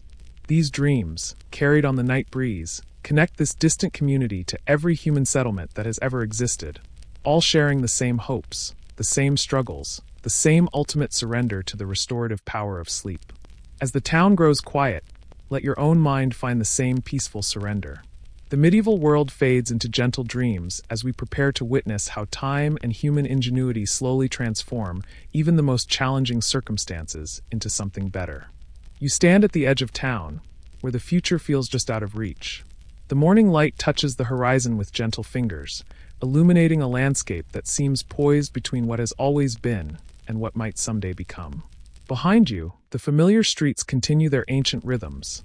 The baker lighting his ovens, the blacksmith stoking his forge, the housewives beginning their daily battle against dirt and disorder. But here, at this threshold between town and countryside, you sense something different stirring in the air. A merchant's cart approaches from the distant road, its wheels fitted with an innovation you've never seen before. Iron bands that protect the wood and create a smoother journey over rough stones. The driver sits straighter, his goods arrive less damaged, and his horses seem less weary despite the long journey. It's a small change, barely noticeable, yet it whispers of improvements spreading slowly from town to town, carried by travelers who have seen better ways of doing familiar tasks. Let yourself drift gently with these whispers of change. You don't need to grasp every innovation. Simply allow the soft promise of progress to wash over you like morning sunlight on still water. Master Edmund, the cloth merchant, has returned from a trading journey to the Low Countries with stories that seem almost fantastical to his neighbors. He speaks of towns where stone channels carry waste water away from living areas, where public wells are protected by covers and regular cleaning, where market squares are paved with stones fitted so closely that mud cannot accumulate between them. His audience listens with the polite skepticism reserved for travelers' tales, yet seeds of possibility take root in practical minds. The town council, meeting in their familiar upper room, discusses these foreign innovations with growing interest. Master Robert, the blacksmith, has begun experimenting with better drainage around his forge, inspired by techniques described by a traveling tinker. The improvements are modest, small channels lined with stones, gutters that direct water away from his workspace. But they represent a shift in thinking from accepting mess as inevitable to believing it might be manageable. Young apprentices, their minds unencumbered by decades of accepted limitations, embrace these new ideas with enthusiasm. Peter, the baker's boy, suggests to his master that raising the ovens slightly might prevent flour dust from mixing so readily with street mud tracked in by customers. Sarah, the weaver's daughter, experiments with new ways of disposing of dye water that don't simply add to the colors already staining the lane outside her family's workshop. As you observe these gentle stirrings of innovation, let your mind rest peacefully. The slow pace of medieval change matches the rhythm of natural seasons, unhurried and sustainable. The cathedral, begun by an earlier generation and still years from completion, incorporates new techniques learned from master builders who have worked in distant cities. The stone foundations extend deeper than those of older buildings, creating better drainage around the sacred space. The masons speak quietly among themselves of mortar recipes that resist dampness, of joint techniques that prevent water from seeping between stones, and creating the stagnant pools where unpleasant odors concentrate. A group of nuns from a nearby convent arrives in town, bringing with them knowledge of herbal remedies and cleaning compounds that surpass the traditional methods known to local housewives. Sister Margaret demonstrates how certain combinations of ash and fat create superior soap, while Sister Joan shares techniques for preserving food that reduce the waste and spoilage that contribute so significantly to the town's aromatic challenges. These women, dedicated to lives of service and prayer, approach the problems of cleanliness with both practical skill and spiritual conviction. Their belief that cleanliness serves divine purposes gives weight to innovations that might otherwise be dismissed as unnecessary luxuries. Slowly, their techniques spread from household to household, carried by women who gather at the well or meet in the market square. The merchant families, always the first to adopt foreign luxuries, begin to import new items that hint at different standards of living. Small cakes of hard soap arrive from Mediterranean traders, their exotic scents and superior cleaning power creating demand among those who can afford such things. Clay pipes bring fresh water from distant springs to a few wealthy homes, reducing reliance on the communal wells that serve as gathering places for both people and contamination. Let these gentle improvements flow through your consciousness like a peaceful stream. The medieval world changes slowly, but it does change, carrying forward the eternal human desire for better living conditions. The tanner, Master William, returns from a guild meeting in the county seat with descriptions of new methods for processing hides that reduce both the time required and the intensity of odors produced. These techniques, developed by craftsmen who have experimented for generations, represent accumulated wisdom finally reaching communities that have always done things the traditional way. His excitement about these improvements is infectious, inspiring other craftsmen to question their own long-accepted methods. Children, always adaptable, invent games that incorporate the town's gradual improvements. They create elaborate play scenarios around the new drainage channels, turning practical innovations into sources of entertainment. Their acceptance of change as natural and exciting helps ease their parents' resistance to unfamiliar ways of doing familiar tasks. The night soil collectors, essential workers whose job has remained essentially unchanged for generations, begin to organize their routes more efficiently based on techniques learned from colleagues in other towns. Better scheduling reduces the time waste remains exposed in streets, while improved equipment makes their collection more thorough and less likely to leave residue behind. The church bells, those bronze voices that mark the town's daily rhythms, ring out over streets that show subtle but unmistakable signs of improvement. The changes are gradual enough that no single day reveals dramatic transformation. Yet comparing this morning to mornings from years past reveals genuine progress in the community's ongoing battle against filth and disorder. You may already be drifting, carried by the gentle current of gradual change. Let the slow but steady improvement of this medieval community soothe you like a lullaby, reminding us that progress, however modest, continues across all generations. A new inn opens near the town's main gate, built by a proprietor who has traveled extensively and observed how successful establishments in other cities manage the challenges of housing travelers while maintaining acceptable standards of cleanliness. His building incorporates innovations that seem obvious once implemented: better ventilation to reduce smoky air, raised floors that stay drier in wet weather, and waste management systems that keep unpleasant odors away from guest areas. The success of this establishment creates gentle pressure on other innkeepers to improve their own properties. Competition drives innovation as surely in medieval times as in any other era, encouraging businessmen to seek advantages through better service and more pleasant environments. The improvements spread slowly, but inevitably through the commercial district. Local women, inspired by techniques demonstrated by the visiting nuns and encouraged by the availability of better soap from merchant traders, begin to develop their own innovations in household management. Goodwife Alice experiments with different combinations of herbs and vinegar for cleaning floors, while her neighbor Margaret discovers that certain arrangements of furniture and household goods create better air circulation and reduce the accumulation of dust and debris. The younger generation of craftsmen, trained in traditional methods but exposed to new ideas through increased trade and travel, begin to question assumptions that their masters have never challenged. Why must the smithy always smell so acrid? Could the butcher's waste be managed more efficiently? Might the brewery's runoff be directed in ways that don't contribute to the lane's persistent puddles? These questions, asked respectfully but persistently, gradually influence the older craftsmen to experiment with modifications to their time-tested methods. The changes are conservative and carefully implemented, but they represent genuine openness to improvement that has been rare in earlier generations. As afternoon light slants across the town, it illuminates streets that, while still recognizably medieval in their challenges, show clear signs of evolving towards something better. The mud is still present, but it's less deep in some areas where better drainage has been installed. The refuse still accumulates, but it's managed more systematically than in previous years. The smells remain complex and challenging, but they're balanced by more pleasant aromas from improved cooking techniques and better soap. Let the town's future unfold as you rest. The gentle trajectory of improvement continues its ancient path, carrying this community and all communities toward better days through the patient accumulation of small, practical innovations.